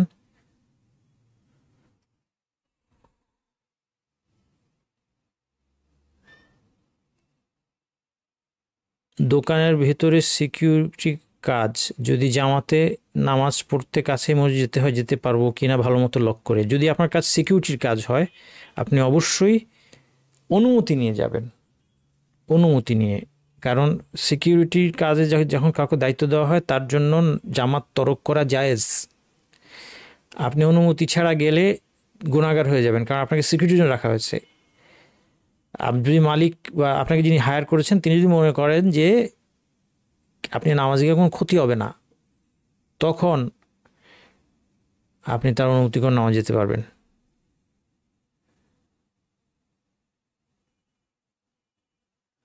নিষিদ্ধ ওয়াক্তে সালাত আদায় করা নিষিদ্ধ বলেই তো, নিষিদ্ধ মানে তো যাবে না আদায় করা, যেটা নাফলুল মুতলাক, যেটা নফল নামাজ সেটা আদায় করা, কিন্তু নামাজে যদি কোনো কারণ থাকে আদায় করা যাবে। যেমন ঘুম থেকে উঠতে পারে নাই, ঘুম যখন ভাঙছে তখন সূর্য উঠতেছে, ওই অবস্থায় নামাজ পড়বে, অসুবিধা নেই।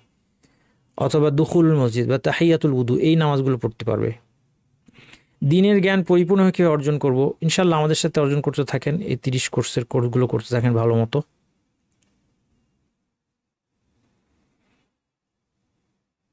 এক অজু থেকে হাত একবার, মুখমণ্ডল 2বার ধোয়া যাবে? যাবে।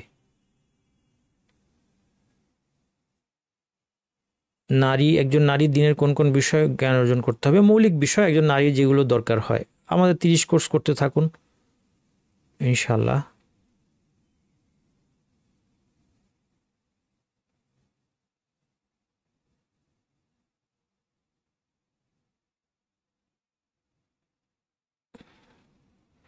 কারো স্বামী যদি একদমই সালাত আদায় না করে, স্ত্রীর করণীয় কি? যেটা বলেছি আজকে, বাপের বাড়ি চলে যাবেন, বাপের বাড়ি চলে গিয়ে পরিবারের লোকজন জড়ো করে স্বামীকে ডেকে এনে বুঝাবেন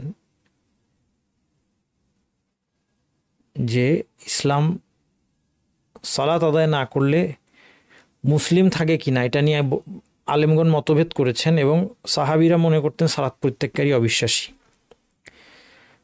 কাজেই আপনি সালাত শুরু করেন, তাকে বোঝাবেন। সে সালাত শুরু না করবেন তার কাছে যাবেন না। মুরব্বীদের হেল্প নেবেন, হ্যাঁ, মুরব্বীদের হেল্প নিয়ে জিনিসগুলো করার চেষ্টা করেন। অনেক বড় ভয়ানক পাপ করেছি, আল্লাহ মাফ করবেন?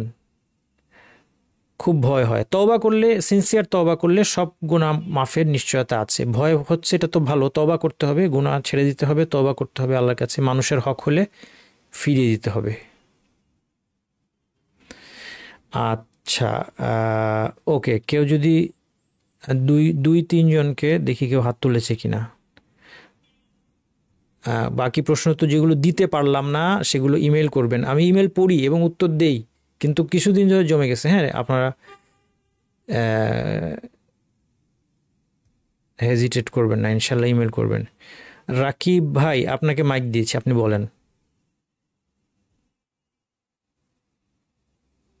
আসসালামু আলাইকুম। ওয়ালাইকুম আসসালাম, রাকিব ভাই বলেন।